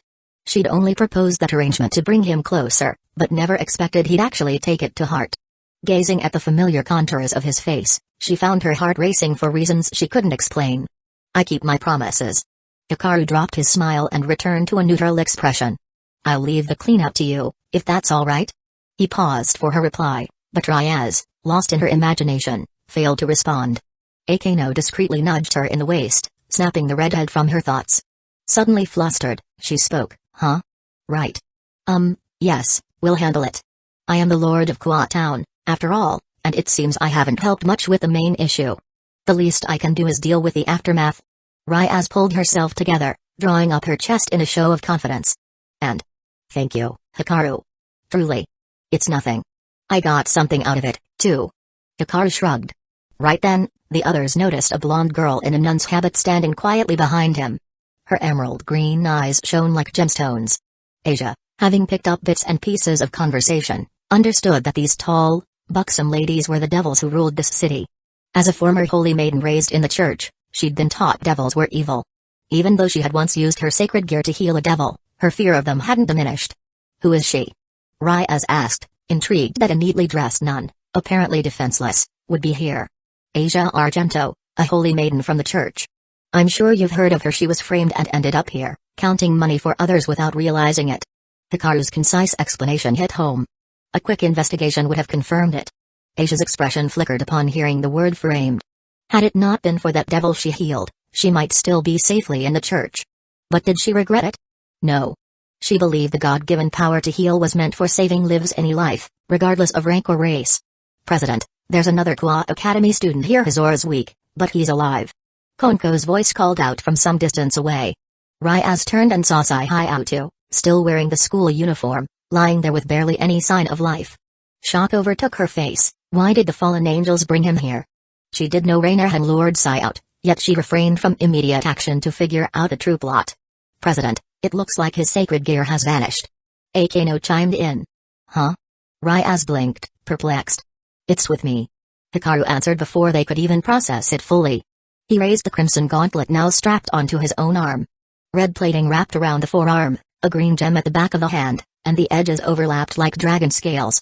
It looked like a normal gauntlet, so that's what the fallen angels must have been after, right? But why would they want a sacred gear like that? I mean, it's just a common one. It's not common. It's one of the Longinus, the boosted gear of the Red Dragon Emperor. At Hikaru's statement, everyone froze. Even the three fallen angels cowering in the corner snapped to attention, Rainer among them, their faces streaked with blood and grime but now shaped with utter disbelief. A Longinus. It's actually a Longinus? But we all thought it was just an ordinary sacred gear. In truth, Rainer's main target was always Asia's healing-type gear. Stripping Sai's gear had been a dry run for the ritual and a chance to offer a small reward to her subordinates. But who would have guessed that gauntlet they dismissed as a low-level sacred gear was actually the rarest and strongest type Longinus? If Rainer herself had gotten hold of that power, she might have instantly ascended to Supreme Fallen Angel status. The thought of how Tatura had messed everything up filled her with rage. You've told us all this. Aren't you afraid I'll report it? Ryaz asked, half-jokingly, reining in her shock. You won't. And even if word spreads, I don't care. Having obtained the Red Dragon Emperor's Longinus, Hikaru knew his future path would be smoother. Let the other factions watch him, he'd deal with it. One enemy shows up, I kill one. A group appears, I kill a group. Chapter 37, I Can't Have a Baby. Because he was a transmigrator with no family attachments in this world, Hikaru had few qualms about doing whatever aligned with his principles. And in this world, strength was everything. Seeing the firm resolve and aura in his eyes, Ryaz, Akano, and Konko felt Hikaru's importance to them grow, as though he was beginning to occupy a space in their hearts. I definitely won't say anything. If you ever need my help, just let me know. Ryaz's smile faded, she spoke in a serious tone. Hikaru didn't reply either way, but her earnest attitude was easy to appreciate. He felt no exception to that. Though, from his perspective, about the only thing he might need Ryaz's help with would be having children. Turning then to the teary-eyed Asia behind him, Hikaru asked, You have nowhere to go, right? Why not go with her? He gestured at Ryaz. And be reborn as a devil, living on as one of her servants? But Asia desperately shook her head, clinging to his right hand. Her expression revealed a pleading look. It was understandable. Asia had led a tumultuous life, becoming a holy maiden, only to be exiled, then tricked by fallen angels. Though she didn't exactly despise devils, she'd been raised with a deeply ingrained fear of them. Moreover, she'd never truly faced a life-or-death experience here. She woke to see Hikaru first, instinctively treating him as her only lifeline, unwilling to leave his side. All right, then. In that case, stay at my place and do a bit of housework. Is that something you can handle? Any normal person would say yes whether they could or not. But Asia had undergone strict training as a child saint. Except for making money, she'd learned how to be quite self-sufficient from a young age. Asia nodded frantically, tears spilling onto her habit. Then let's go. Hikaru said. He briefly greeted Ryaz and the others before preparing to leave. Right before he left, he asked casually, What do you plan to do with Sai Hayao and the fallen angels? Ryaz pondered a few moments before responding, I'll wipe that student's memories of all this. As for the fallen angels, I need to consult my brother Lord Lucifer. It involves diplomacy between two major factions, so I have to be careful. I'm off. With that, Hikaru left without hesitation. Night fell, the stars twinkled, and a gentle evening breeze blew. Asia finally lifted the weight off her heart as she gazed at the open sky, but now felt apprehensive looking at Hikaru. Hop on. He pointed at a motorcycle. Though he could fly, he rather enjoyed the feeling of driving. Nervously, Asia climbed onto the back seat, unsure whether to wrap her arms around him. Yet once the bike started moving, to avoid falling off, she instinctively hugged him from behind. Huh. At first it felt strange, but soon Asia experienced an unfamiliar sense of warmth and security. It was odd.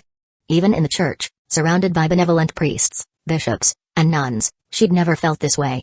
No one had ever hugged her, nor had she ever hugged anyone.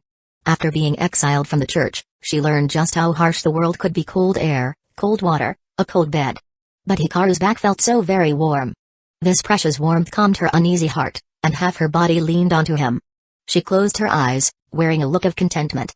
Back home, Hikaru showed Asia her new room and then left. Asia, seeing a luxurious bedroom she'd never even imagined before, ran her hands over the soft, pristine sheets, tears falling uncontrollably again. In that moment, she made a silent resolution: no matter what happened in the future, she would spend her life repaying him. And then her thoughts wandered to Hikaru's cool face. If I'm to repay him with my entire life? If one day he wants that sort of thing? Should I agree? Or should I agree right away? As her mind spun with wild fantasies, a small hand alighted on her shoulder, making Asia jump. Whirling around, she found a petite silver-haired girl in a dress looking even younger than herself. Her fear ebbed away. And you are? Hikaru is my master. I am his sword. Whatever he tells me to do, I do. The girl, a state, regarded Asia without expression, feeling vaguely unhappy about this new blonde beauty Hikaru had brought home. I'm Asia Argento. Please take care of me. Asia offered a handshake, but Estate simply turned around and left. Asia stood there, baffled, wondering if she had somehow offended the girl. Chapter 38, Drake. Regardless of how those two are getting along, Hikaru is now examining his own gains.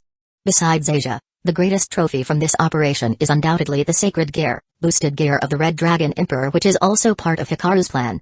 To achieve god slaying under the best possible conditions, the most accessible powerful item early on is precisely this gear. In the past, it was one of the two heavenly dragons that sowed chaos in the world, a terrifying dragon feared by countless factions. Though it can't compare to Aphis, Great Red, and other top-level existences in the DxD world, it's on par with the next tier of beings known as Transcendents. And notably, this kind of sacred gear doesn't require a so-called soul binding. As long as you have it, anyone can use it. The difference lies in how much of its power you can draw out. If your aptitude is lacking, you can only use its most basic effects. For example, Tutor is double, but in fact, that skill is something any user of this gear can activate. The real dividing line is the so-called balance breaker. Essentially, it's a forbidden, ominous transformation. Like a force so destructive that it's called a sealed power. And a balance breaker for a god destroyer sacred gear is even more so. Hikaru clearly remembers how to develop a balance breaker, and he also recalls what boosted gear looks like once it goes into balance breaker mode: a full body covered in armor, resembling a common rider or armor hero. As a guy, it's quite hard to resist that sort of thing. But to unlock the balance breaker, at minimum you need the gear's spirit to awaken. As for how to awaken it, Hikaru closed his eyes and sank his consciousness into the gear. Thanks to his frequent contact with Esther before, he'd already learned how to communicate with things like spirits residing in weapons, so this time was no exception. Inside the sacred gear's mental space, there was nothing but a void of chaos. A dark red orb of light floated in the darkness. Hikaru entered, catching sight of the slumbering red dragon within its fiery red scales layered like mountain ridges, and its massive shape inspiring awe. However, Hikaru knew this was only an illusion. Long ago, the Red Dragon Emperor was dismembered by the biblical god during some ancient war. Now, only the dragon's soul remains, sealed within the crafted sacred gear. Red Dragon Emperor, open your eyes. The time has come for you to prove your worth. Hikaru said aloud. Sensing his voice, the sleeping Red Dragon Emperor felt a ripple of power. Its frail seal was instantly broken. After centuries of slumber, it awakened once more. Where is this place? Drake's consciousness stirred, sounding at first a bit dazed. But soon enough, memories and information came flooding back. So that's how it is. The previous Red Dragon Emperor is dead, so you must be this generation's host? Drake looked at the black-haired young man before it, sounding surprised. Didn't expect you to communicate directly with me here inside the gear. How are you doing this? Gifted, replied Hikaru. Well, I'll accept that. But as partners who'll fight side by side, maybe we can be a bit more honest with each other? Drake sounded mildly displeased. It felt that Hikaru didn't act like a host but more like an owner. Still, some kind of host was better than none. In the past, Drake had far stranger wielders.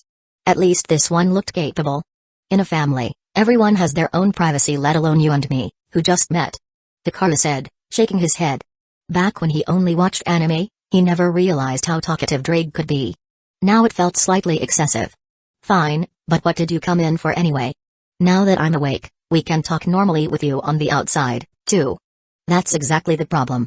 I value privacy a lot, so I want you to appear only during combat. Otherwise, keep quiet. Hey, that's too much, partner. Drake objected. That's basically forcing me. Besides, now that I'm awake, how would we even do that?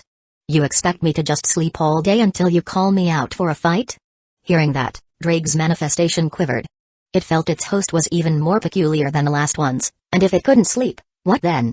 I don't think it's over the top, and I do have a way to fix it, Hikaru said. Then, in his mind, he silently summoned Esther.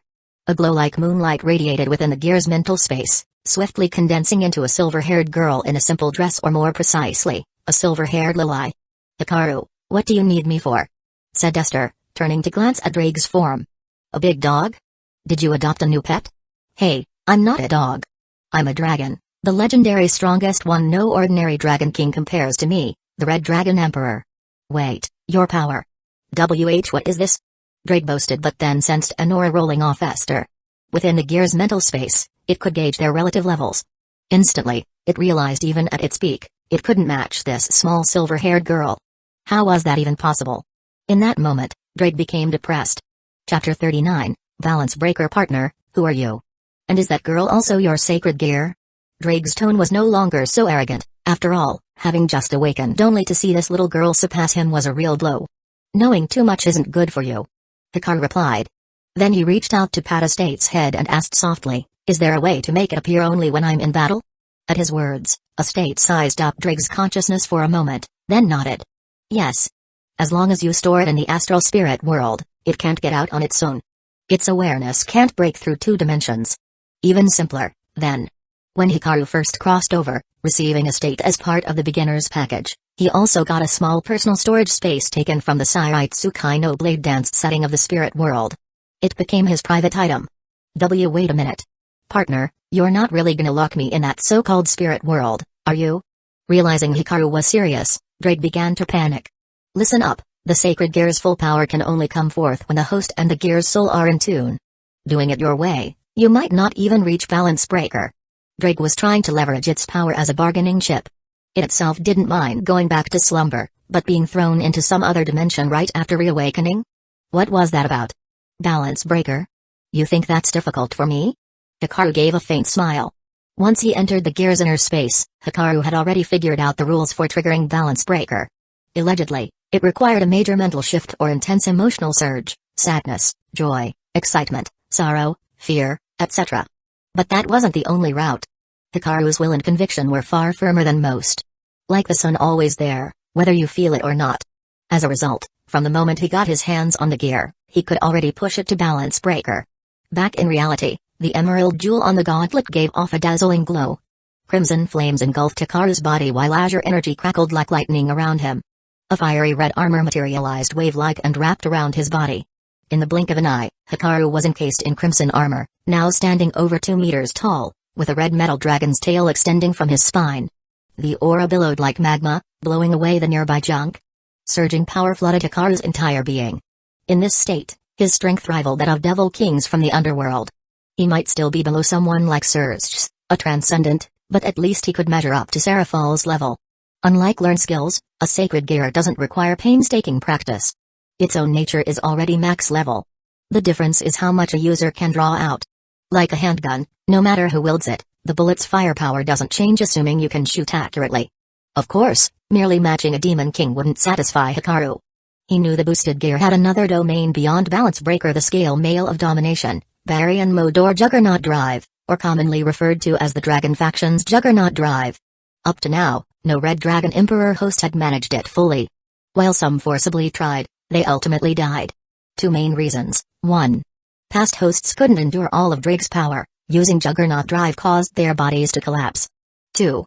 Deep inside the Longinus consciousness space lay the grudge-filled remnants of past Red Dragon Emperor hosts. Once entering Juggernaut Drive, these resentful souls would assault the user's spirit, causing total mental breakdown. Still, Hikaru felt he could handle it. Partner. How did you do that? I've never seen anyone master Balance Breaker in such a short time. Drake exclaimed, his world rocked. Even the most monstrous geniuses he'd met needed at least a year of rigorous effort, plus an intense emotional outburst to barely unlock Balance Breaker. Yet Hikaru, emotions calm, power stable, he wasn't even panting from the burden of his first transformation. Is this guy even human? Because I'm a genius. Hikaru answered coolly. Of course he wasn't about to reveal his secrets. Balance Breaker gives quite a nice boost, though it's a shame the face design is a bit ugly. Hikaru caught a glimpse of himself in a nearby full-length mirror. While his body shape and general look seemed imposing, The only drawback was two upturned golden metal whiskers on his helmet. If they'd been placed on the forehead, it would have been perfect. Purely in terms of style, Hikaru actually felt the White Dragon Emperor's balance breaker form looked cooler. So, let's talk about our arrangement. Hikaru continued. And to make up for dumping you in the spirit world later, I'll thoroughly defeat this generation's White Dragon Emperor so you can settle your grudge. A moment ago, Drake was sulking, but upon hearing that, it perked up instantly. After all, it and Albion, the White Dragon Emperor, had always been mortal enemies. Long ago, they'd crash into battlefields with no regard for the larger war among three factions. Even sealed into sacred gears, every generation's Red and White Dragon Emperor hosts would inevitably clash. Both sides' wish was to defeat the other. Once Hikaru suggested it, Drake agreed immediately, no hesitation. The spirit world? Fine. Sleeping there might not be so bad anyway. Chapter 40, Family. After Hikaru proposed the terms of their deal, Drake quickly reached an agreement with him, promising full support. However, when Hikaru brought up training in the Tyrant Dragon form, Drake was taken aback. With a trembling voice, almost as though showing concern, it said, Partner, could you not be in such a hurry? The Tyrant Dragon isn't something you can master that easily. Many of my previous hosts died trying to train for it. We're not rushing. We can take our time. The Tyrant Dragon state fully unleashes the Red Dragon Emperor's power. Drake knew very well how fearsome it had once been, rivaling even the transcendence of the underworld. The top-tier forces of heaven, or those so-called monitor of God's children, never mattered to it before. But colossal power often comes with a steep price. No human body could endure that burden. Come on, partner, be honest with me. Did you run into some trouble? Are you being hunted by someone powerful? No. Then why are you so determined to grow stronger, so soon? If I have this power, of course I want to develop it. I'm not someone who'd just leave a nuclear weapon unused, only to rely on a handgun. Hikaru replied, expression unchanged. I might not use it right away, but I can't afford not to have it. On hearing this, Drake realized just how unwavering this man's will was, impossible to sway. Unable to persuade him otherwise, Drake could only cooperate. Of course, compared to unlocking the balance breaker, pursuing the Tyrant Dragon was far more difficult. Setting aside whether host's body and mind could handle the Red Dragon Emperor in its prime, Hikaru was more concerned about the restless souls sealed deep within the sacred gear. According to Drake, once the Tyrant Dragon was activated, the consciousness of those tormented spirits would flood into his mind. Hikaru had zero desire to let such alien entities invade his head, so finding a way to purify the curse became the top priority. He conducted several experiments. Having made some headway, he decided to call it a day, hoping to resolve the Tyrant Dragon's secondary side effect within half a month. After reviewing his gains, Hikaru casually tidied the house. Then he noticed Asia timidly descending the stairs. Her delicate features showed hesitation, as though too shy to speak up. What's the matter? Hikaru asked. Could I take a bath? I don't even know where the bathroom is. She had been upstairs this whole time. Only after seeing the armor on Hikaru's body dissolve like a receding tide did Asia come out. She hadn't bathed for several days and could smell a faint odor on herself. A bath, huh? Hikaru thought for a few seconds, then asked, can you scrub my back? Huh? In a bathroom large enough for 10 people, steam condensed on the glass walls, filling the air with a hazy warmth that blurred one's vision. Hikaru sat on a small stool in front, while Asia, wrapped in only a towel, knelt behind him. Her pale skin, exposed to the warm, humid air, glowed alluringly under the lights. Even the strip of flesh between the towel's edge and her thighs was enough to spark the imagination. Only 3 people were in the bathroom, Hikaru, Estate, and Asia, who was in charge of washing his back. As for Drake, Hikaru had already tossed it into the spirit realm to sleep. Gazing at the broad expanse of his back, Asia's cheeks flushed with heat, and her arms trembled unconsciously, weakening her scrubbing pressure. A bit more force. Sorry. She apologized instantly, gripping the towel and rubbing away. Having suffered 2 betrayals already, she dreaded once again being abandoned. She wanted Hikaru not to dislike her. She'd handle all the household chores, if only he wouldn't cast her out. No need to apologize. You're one of us now, so just relax. Hikaru's somewhat carefree voice drifted over. In the past, he'd asked Estate to help wash his back, but the sword spirit's notion of light pressure often left him with injuries. We were one of us? At these words, Asia suddenly froze. Then tears the size of peas began trickling from her eyes. But she recovered quickly, wiping away her tears and murmuring, sorry, I just got too happy. No one's ever said that to me before. Hikaru. What are we, now? Friends, family, companions, whatever you want to call it. Those words struck Asia's heart like a profound blow. Family. I finally have a family. Tears streaked her face, yet she smiled brightly.